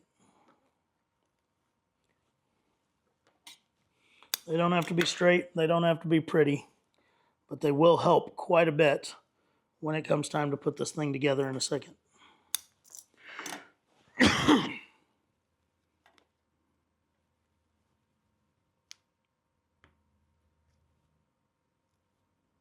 Goodness. There we go. Sometimes I can pull that stuff right off, and sometimes it gives me fits. Just depends on how well the video is going. All right, so I'm going to glue or stick these two together, and again, make sure that they're perfectly on top of each other and they're not askew of each other. Okay, there we go. Now, get my tape out of the way here so I can have room to work. Now I'm going to bring the other end of my gusset around, And this is where I need to stick these two pieces on the other end of the gusset with that tape. Okay, and I want to make sure I get it nice and square. I want to make sure that there's a straight line on both sides of my gusset. Let me see if I can angle this a little bit better for you here.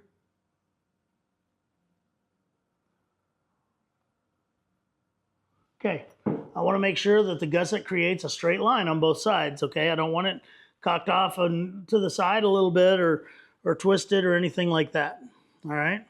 So now all I'm going to do is remove this back piece of tape.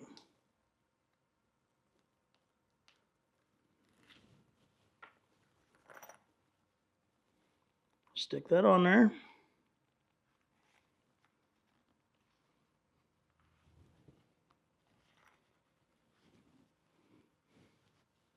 There we go. Now we're going to take the other one, peel it off, and then stick it to the top. And then in the same manner that we did the final sew seam on the other one, we're going to sew this one. Now, my advice to you is to take and put a clip on one end of it. You'll start sewing on the other end, but if you put that clip there, then it'll keep it from trying to turn on you while you're doing that, okay? Because again, it's just taped. All right, we're gonna zoom in a little bit here. Now this can be difficult to sew, but what I do is I just kind of force the other end of it. I can either do it this way where it's in between me and the sewing machine, or I can lift my presser foot, slide all this underneath it, and then just sew towards it, okay? Either way, I have the feeling I need to move my camera.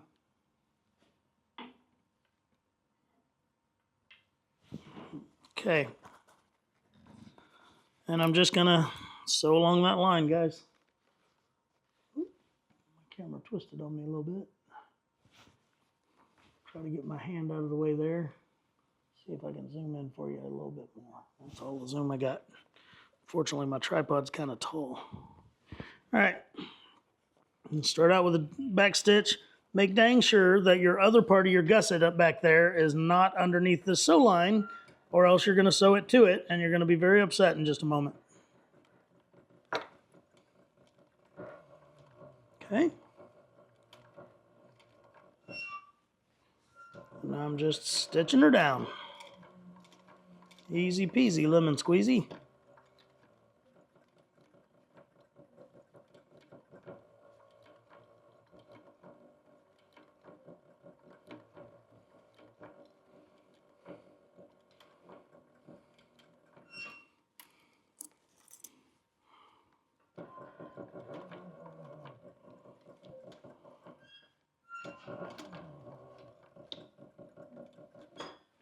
And now our gusset is one big circle, just like we need it to be.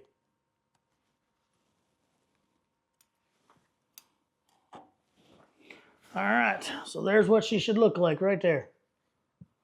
Okay, now we're gonna go back to the table, and actually I'll stay right here at the sewing machine. I'm gonna change my color of thread, and I'm gonna grab my other stuff that I need to baste together with the piping.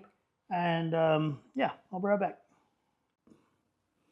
Okay, now I've got my top piece, and I've got its liner that's going to have the zipper inside of it. Okay, and what I need to do is I'm going to take a little bit of tape and stick those together temporarily so that I can get them sewn on there well.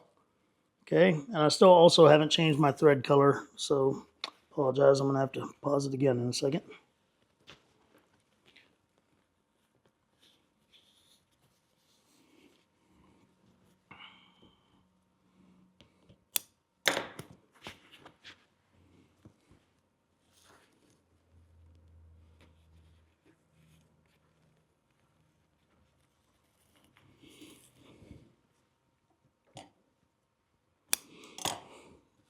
Okay, now right now this handle piece is still kind of ambidextrous. It doesn't matter what's the front or the back.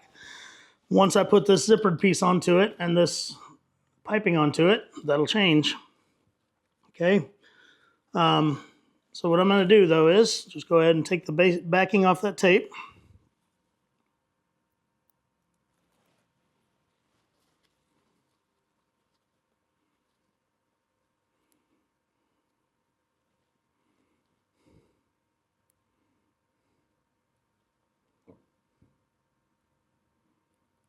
There we go. One more time, I'm going to say it. Doesn't like the Cordura fabric near as much as I do.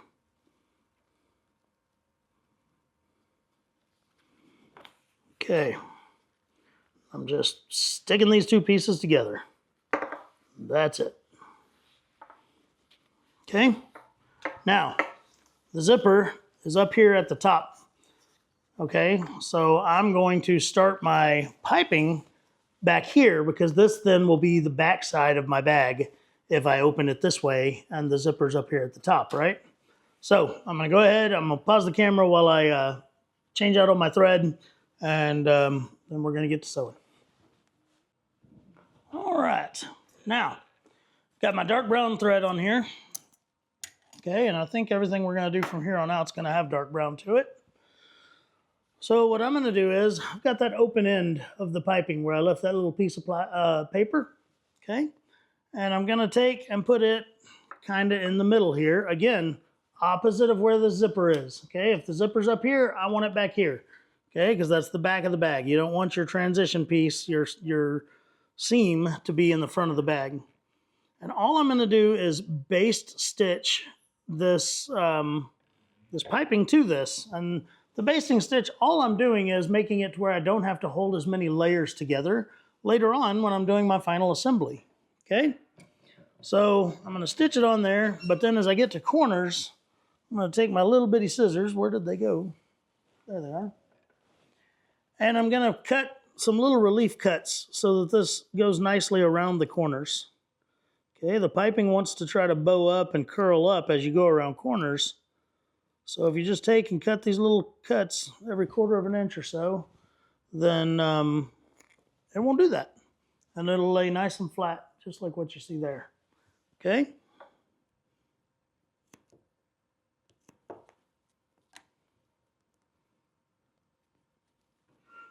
Okay, and with this basting stitch, it doesn't matter if it accidentally runs off the edge or anything like that. I am literally just holding this stuff in place. No one will ever see this stitch later. And that's good. Matter of fact, a lot of the time I'll even stretch my stitch length out a good bit just to get it done faster. Okay, coming up on another corner. I like to stop sewing nice and short of the corner so I can fit my scissors in there to do these cuts.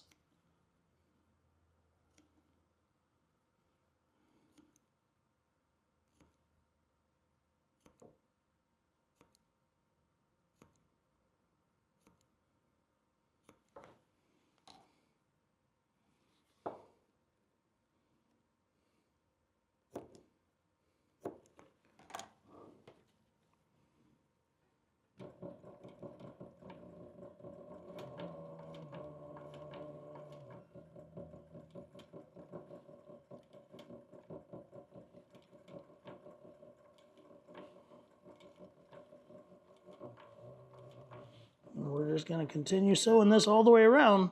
Now, how I'm doing this, I'm going to do the exact same thing on the bottom piece, but again, no reason to show it to you twice. The only difference will be it won't have the zippered piece underneath it. It's just going to be the piping being basted to the bottom piece. So, you know.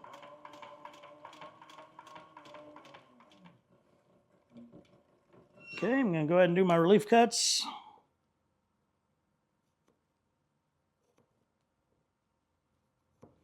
When you do these relief cuts, be careful not to accidentally cut your piping or cut all the way even to the core of your piping. You want to cut right up to it, but not cut the, you don't want that core to be exposed.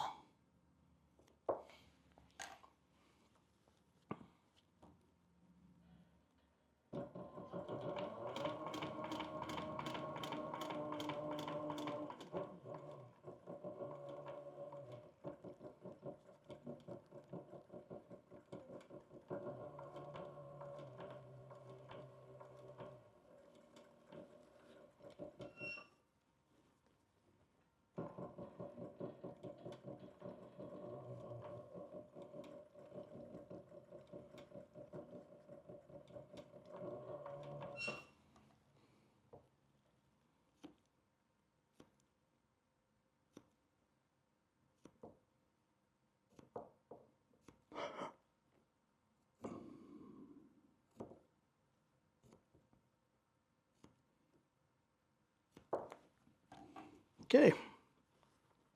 We're going to get to this last corner down here.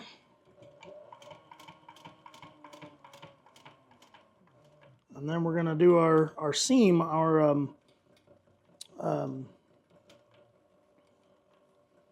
transition. I don't know. I'm trying to think of the word. I do that a lot nowadays.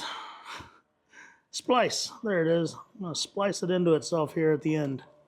Okay. Get past that corner there. Now what I'm going to do is I'm going to feel... Let's see if I can zoom in a little more. Okay. So what I'm going to do is...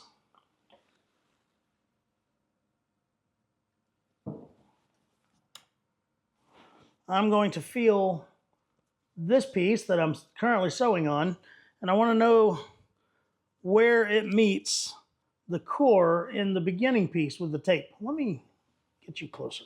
Let me figure that out right quick. I'll be right back. I've got another camera holder thingy that might be good. All right. I always forget I've got this cool little magnetic base that'll stick this thing to my sewing machine. Good friend of mine sent it to me. He has the same camera, and he's always looking for cool new things with it. And anyway. All right, so what I'm trying to do is I want to cut this, my working end of my piping, off evenly with where that core is inside the other piece where it's still open there with the tape. Okay, so I'm just going to feel with my fingers as to where that is, and I'll just make a mark on my working end of my piping, and then I'll take my scissors and cut it off right there.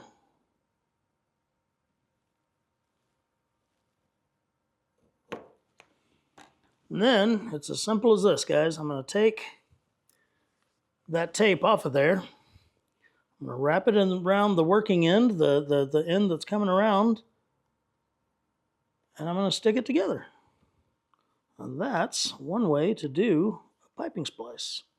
It's a very effective way. It's a good way. It's a clean way. It is a way.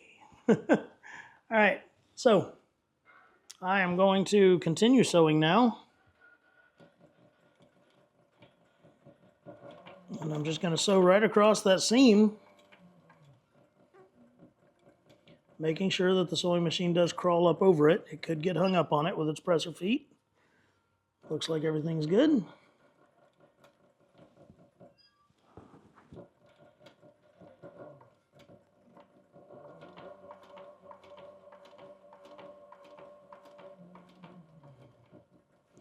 Okay, and then I'll just overstitch a little bit here where I've already sewn. That's that. Okay, I'm going to pull that piece out, and I'm going to grab my other piece that's just like it, the bottom piece, and do the exact same thing. I'm not going to record it, and baste my piping to it, and then we're going to be ready for putting this bag together and doing some final assembly. How about that? All right, so there's my top and my bottom piece. I went ahead and trimmed my fabric around the top piece, but I will now trim the bottom piece just so we know that that needs to get done.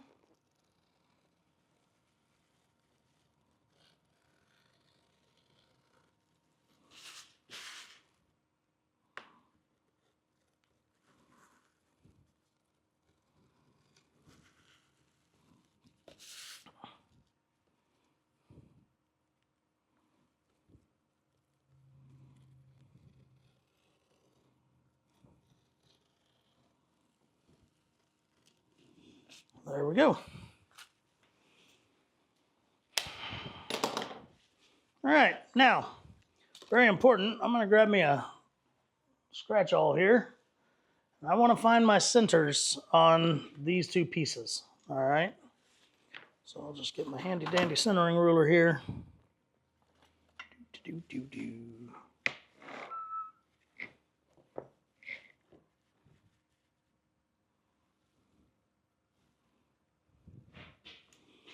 And just mark, make me a little scratch where I see it for my centers. Now, if your leather doesn't scratch, you may need to take an ink pen and do it that way. In this case, the Project Box leather probably won't scratch too well because it's nubuck. I wanted to make mine out of that too, but no joke, we did not have any of it left over after we were done making Project Box kits.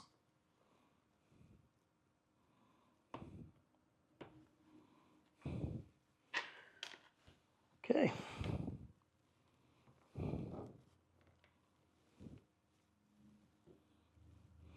By marking these centers, that's going to help us keep this square. Okay, when you sew the top on and you sew the bottom on, you don't want them to be askew of each other in any way. Okay, you want them to be straight with each other and flat with each other. Now, same thing here.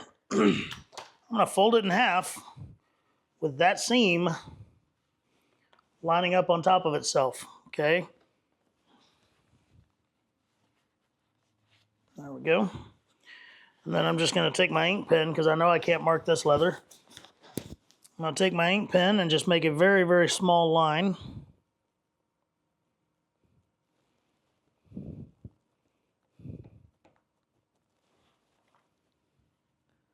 Can't even see that. I need to grab a Sharpie or something. Just 1 second here.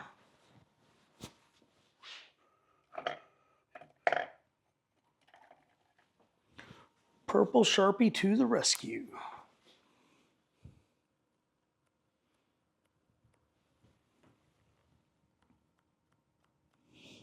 Okay, front and back.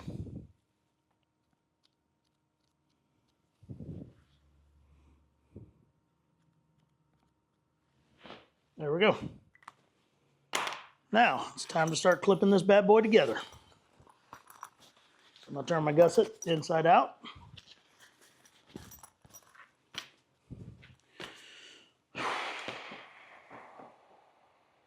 And I want to say the top I wanted to do last. I don't really remember when I built the last one. There was some sort of reason maybe that I wanted to do one and then the other, but I don't remember what the reason was, so I sure hope we don't find out the hard way. All right, now that zipper is on the top of the bag, okay? So if I'm just doing the bottom, then I need to put that zipper down towards the table, okay? And then also my piping, there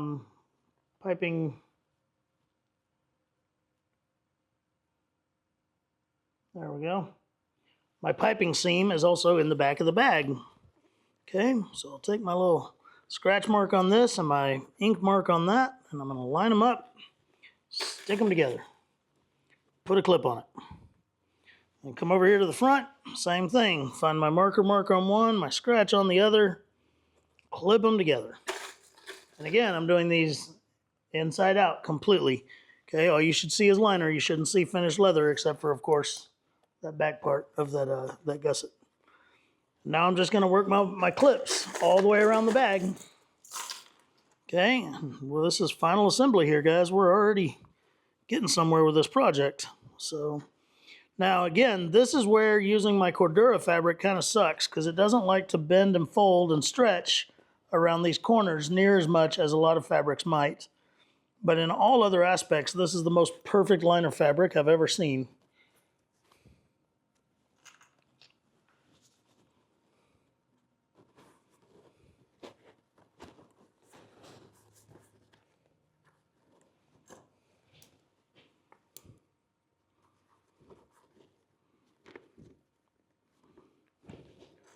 Now, we're going to have some tight tolerances here if we got everything right, because, I mean, this pattern was made to go straight together.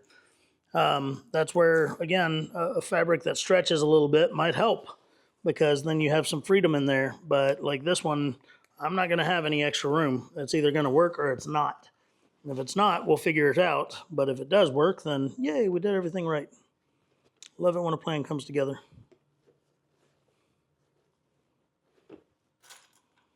Okay, got to that halfway point. Now I'm going to do the other side.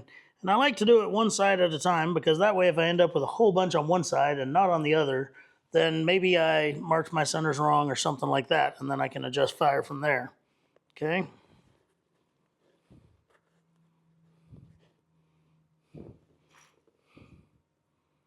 And after this, we're going to put our piping feet on the Class 18, and we're going to sew this bad boy on.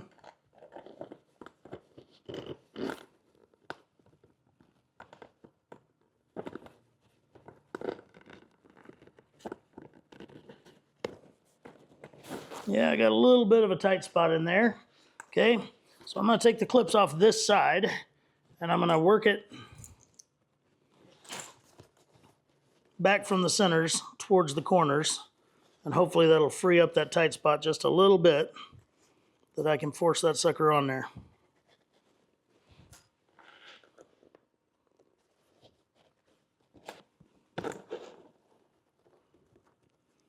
Okay, when you got a little bit of a tight spot, if you spread that tight spot out amongst the other corners, then you'll be fine. If you just try to make one corner super tight and the rest of them are not, then you may not be fine.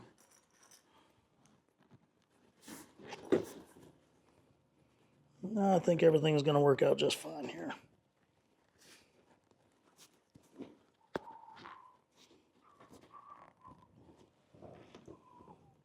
I know my hands are in the way and this isn't very optimal for your eyesight, but I'll show it all to you in just a second.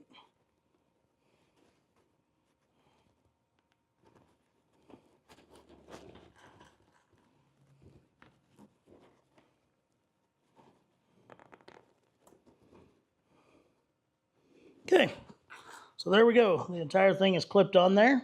I'm going to move over to, actually I have another sewing machine that has piping feet already installed. So we're going to move over to that sewing machine and we're going to sew that piece on. And then when we're done with that, we're going to sew the top on. And then, I mean, we're pretty much done, guys. We're going to put some binding on it, but good job. So I'll be right back. All right. So this machine has my piping feet on it. Okay. You can do this without piping feet, but sure does make the job easier if you have them, because it really, I mean, it almost creates train tracks for the feet to walk just right along the edge of the piping and do a great job of getting it all put together. Okay, so I'm just going to start sewing around this bag. It's going to take me time. I'm going to have to go slow. And once again, I have to turn the dang thing on. As a matter of fact, I didn't check my bobbin either. So let's do that first rule of sewing machine. Make sure that my bobbin's good. Plenty of bobbin. I must have just changed it last time I used it. Okay. And again, we're just going to go slow and we're going to work our way around this sucker.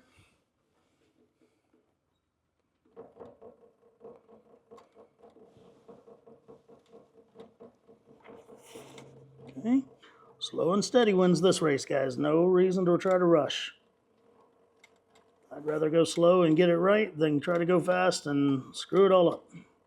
Too late in the game for that.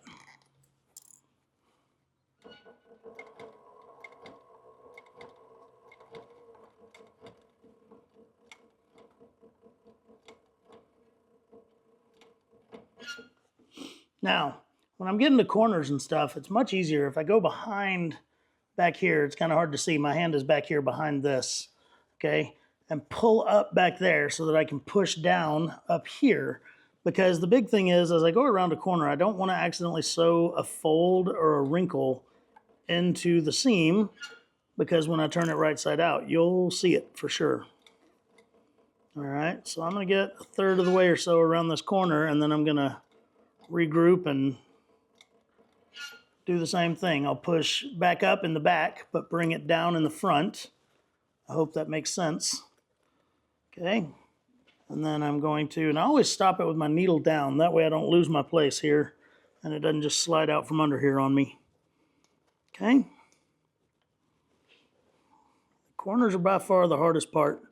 Apologize for that, but they're not impossible. So don't be scared. There we go. One corner down, guys. It almost makes you want to go fast on the straightaways when you get around a corner. Almost.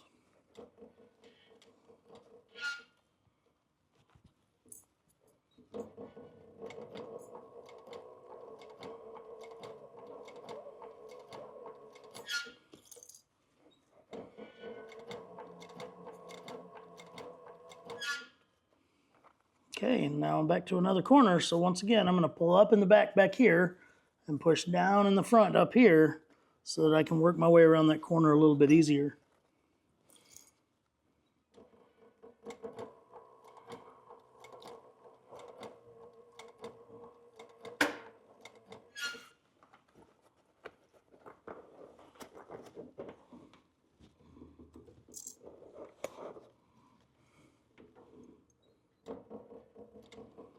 And again, it's this fabric that's making these corners this difficult.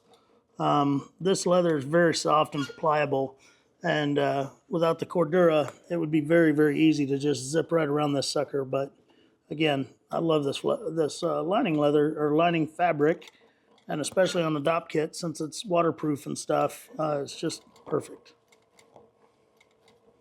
I do want to get it in some different colors though. I've got some more colorful projects coming up that I wouldn't mind having the blues and the reds and things like that for.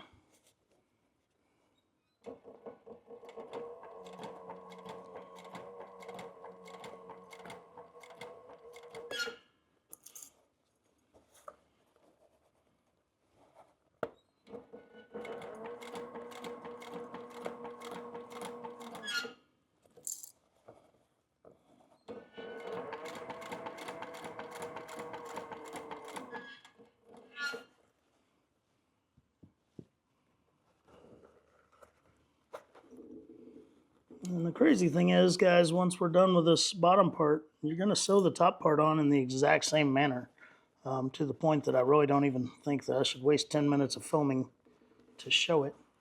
Now, back here, my clip came off, and it's trying to get real tight on me, okay? So let me show you what I'm going to do there. I've got a pair of pliers that reach in there and grab that for me and pull it out.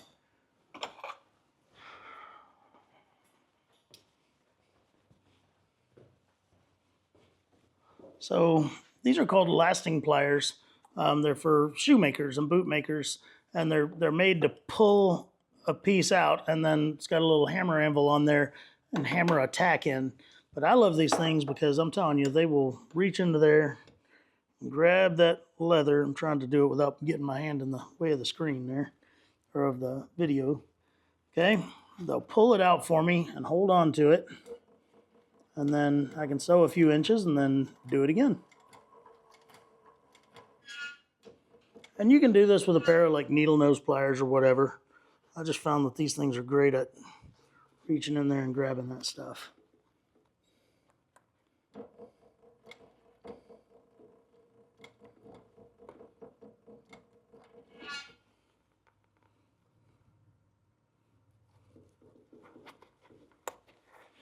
Okay, and once again, I'm going to pull it up in the back and down in the front so I don't sew that wrinkle in there.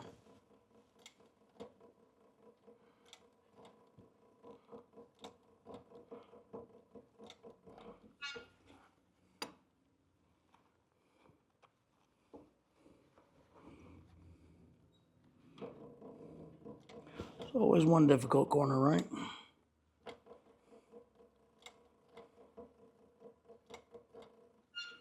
There we go.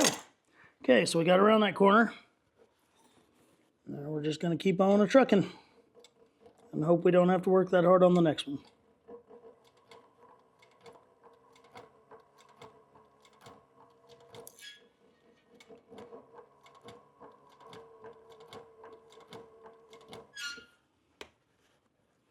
Okay, we're to the last corner, so we'll pull up in the back, push down in the front.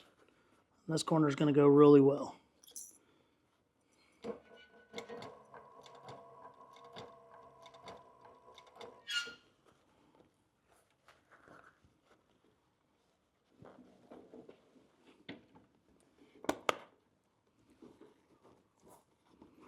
A little bit of a bubble there that I'm going to rub down into the leather.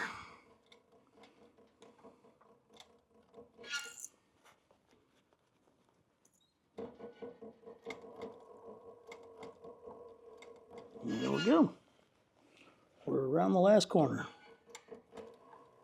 Just like that, right?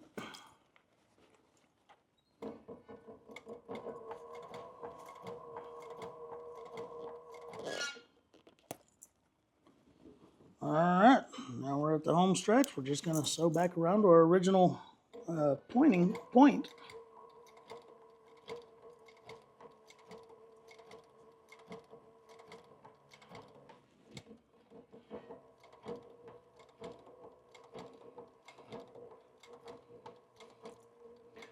Okay, now we're going to go back to the bench. I'm going to clip the top piece on, and then I'm going to come back over here and sew it. sew it back together, and we'll see how it goes. I'm not going to show you me sewing the second half because it's exactly like the first half, and no big deal. All right, back at the bench. Now, if you want to go ahead and get super motivated, you can go ahead and turn this thing right side out just to see how you did. Okay? And it always really motivates me because now I can really see what the finished product's going to start looking like. And, well, that's just awesome now, isn't it? So there we go. Got that nice piping on there. I would need to take and fold these seams back real nice and everything, kind of form it the way it needs to be. But I think this is going to look pretty okay. All right. Now, again, I got to go right back to inside out though, because I got to put the other side on it.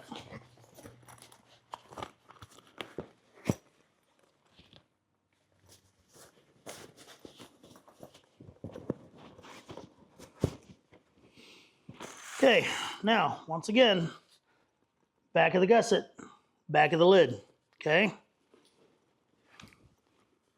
Find my centers and put them together. Got to be extra careful of that on the lid, especially because you have your piece that is the zipper. Okay, nothing else matters but the zipper's there, and it matters a lot because you don't want your zipper on the bottom of the fold, because like I said, when you open it up, then you'll just dump your crap out. You don't want to dump your crap out.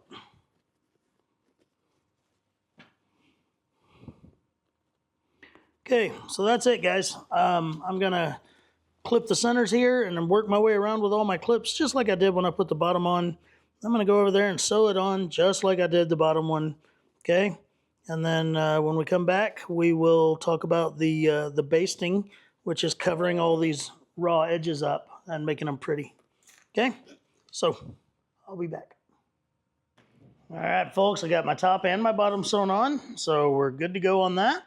Okay, now we need to put our binding on the edges so they don't look like naked edges. Okay, now unfortunately, I looked in my little stack of binding pieces I have, and I don't have any more black, which of course would go best with this charcoal gray interior, but I do have brown, and so I'm not driving to the fabric store. I'll just use a brown one. I don't like it, you're not gonna like it, whatever. But anyway, so we're just gonna use brown. But what this is, it's called bias tape, extra wide, double fold, and I like, this is the 0.5 inches wide. I used to use one that was a little bit wider than this, but I've found that the 0.5 is nice. Now, what I do need to do though is kind of trim up my edges anywhere that they don't line up nicely, okay? So as I look around the bag here, like that corner, you can see where it's, you know, the bottom layer is out there a little bit further than the top layer. So all I'm gonna do is just lightly trim that bottom layer so that bias tape will lay better, okay? And, you know, I'm gonna do this on the top and the bottom, but I'm not gonna make you watch me do both because they are exactly the same. Okay.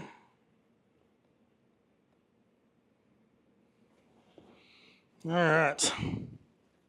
I did a pretty good job on this one, so there's not a lot of trimming to do. Now, I can use my normal sewing machine to do this, but I'm actually going to use a different sewing machine just for the fun of it. I have a 5550 sitting here, which is the boot top sewing machine. It has a roller foot. And I'll be real honest, I like doing this stuff with that roller foot. And so yeah, that's what we're gonna do. Again, I can do it on the Class 18 that I've done all the rest of this on, but why not show you something new and cool, right? So I'll reposition everything and we'll be right back. All right, so once again, this machine has a roller foot to it. It doesn't walk, it just rolls, okay? It makes binding pretty easy to use.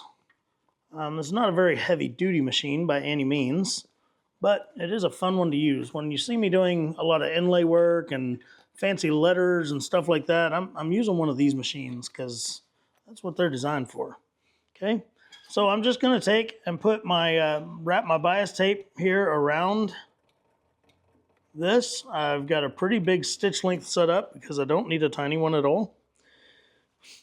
And I'm just going to run this bad boy all the way around the project. And I know I made it, whoop, lock the machine down and just started rolling on me there. I know I made it sound easy, but it's very easy to accidentally run the machine off the edge of the leather. Like you'd still have binding underneath it, but the it wouldn't be sewing the binding to anything other than itself, especially around the corners and stuff. But I'm trying to stay out of your way while you watch.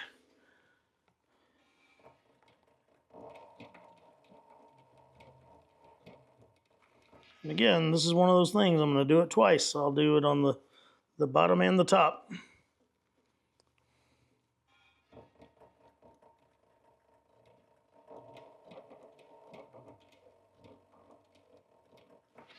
Okay, and then also, just like when I'm going around the corners with the other machine, I need to kind of fold those corners around. Otherwise, they're going to get in the way of your presser foot, and they're going to push you off the edge of your leather. And that's not cool.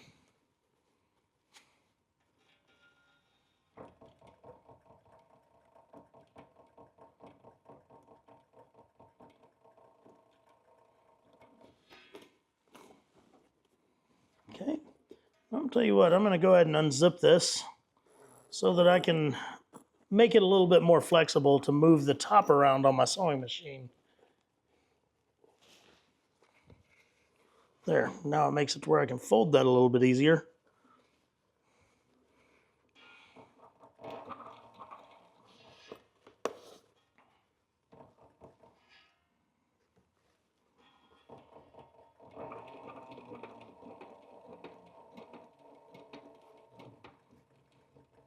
So anyway, the binding doesn't always turn out the prettiest, especially going around corners and things like that. But it definitely does kind of make it a little bit more professional on the inside. One thing you can do if you're not going to do binding is just trim all of your seam allowances down closer to the stitches. And that can also help the cleanliness of the inside of it and everything, and the professional product result. But again, if you're using a fabric for the liner that frays easily, then that's not gonna have the desired effect, because it's not going to fix that fray, and you're still gonna have a problem. And that's the main reason I like to do the binding, is to cover that fray. Even though this fabric, again, one of the reasons I love it, it doesn't fray.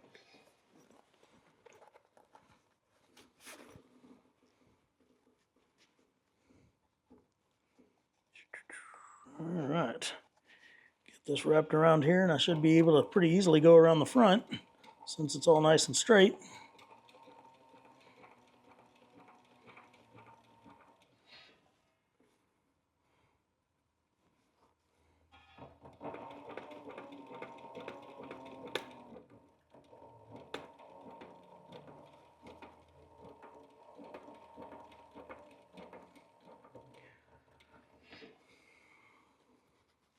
We're just working our way all the way around, guys.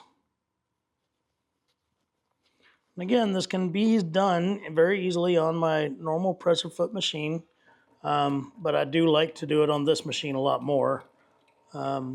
Just with that rolling foot constantly holding that material down for me, it does seem to help a little bit.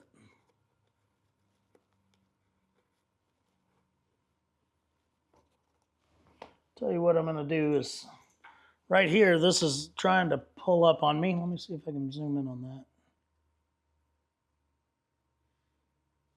Right here, you see this corner is flipped up because it's pulled so tightly. So I'm going to take and just make a couple of little cuts in it, just like what we did with our piping, to try to help it lay a little bit flatter so that the binding will do what it needs to do with it.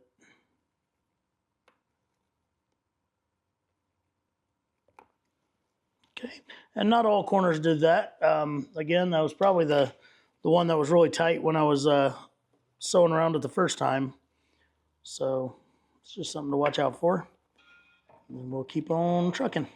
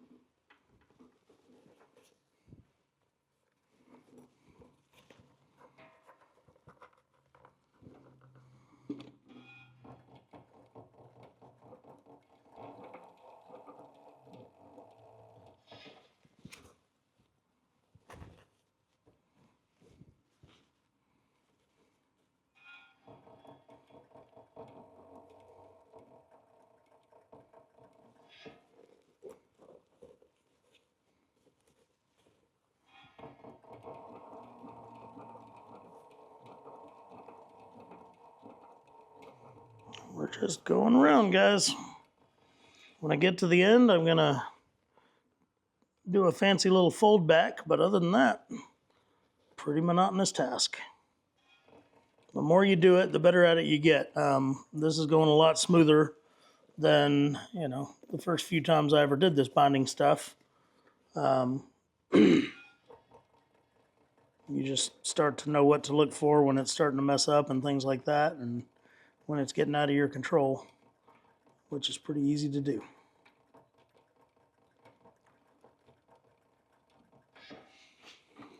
But steady as she goes. There's nothing difficult about any of our builds that we do, any of the projects or patterns that we produce. Nothing difficult about any of them, because every one of them is just going by the numbers and doing small tasks. Like you're creating some piping, you're sewing a seam, you're installing a zipper. All of those are easy tasks that when you put it all together, it makes it look like a complicated project, but it's not.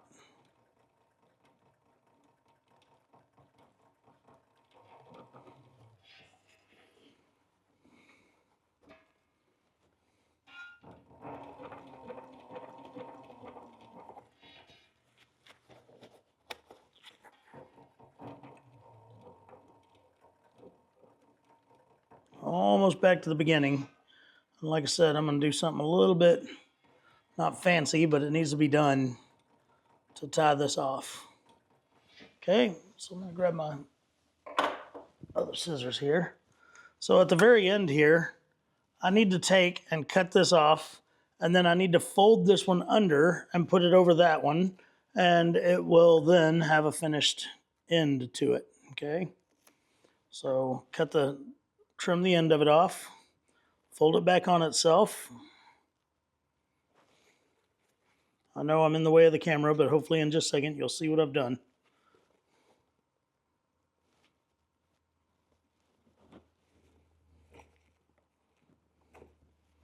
There we go. Okay, so it's folded back on itself right here, and that will help it to have a finished end to it, okay? Now I can just haul butt all the way to the end.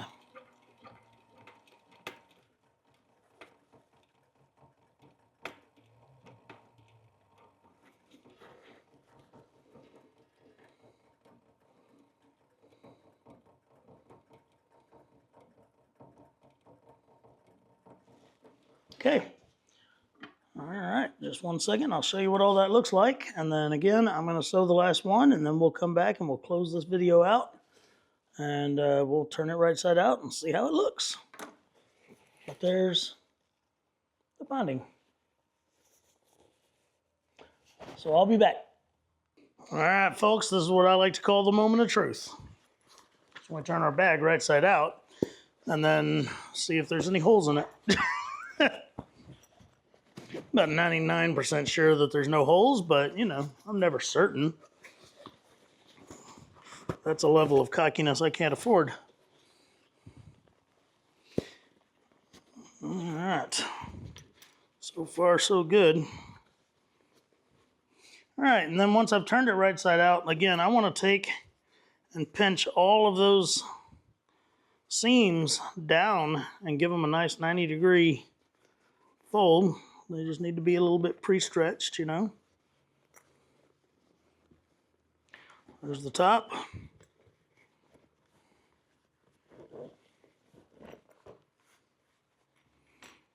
And the bottom.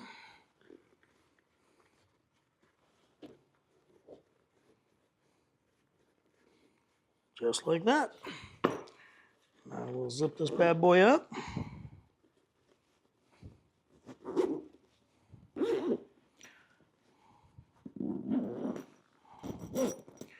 And there should be, guys.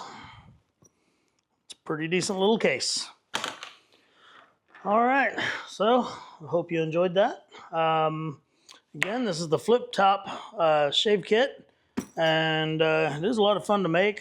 You can make one probably in about 3 or 4 hours, and if you're production making them, you could probably make 2 or 3 of them in the same amount of time. You do it as an assembly line process. So anyway, I hope you enjoyed it. I hope you had fun. Hope you learned something new. And until next time, guys, I'm Aaron Heiser of Maker's Leather Supply, and I hope you have a great day.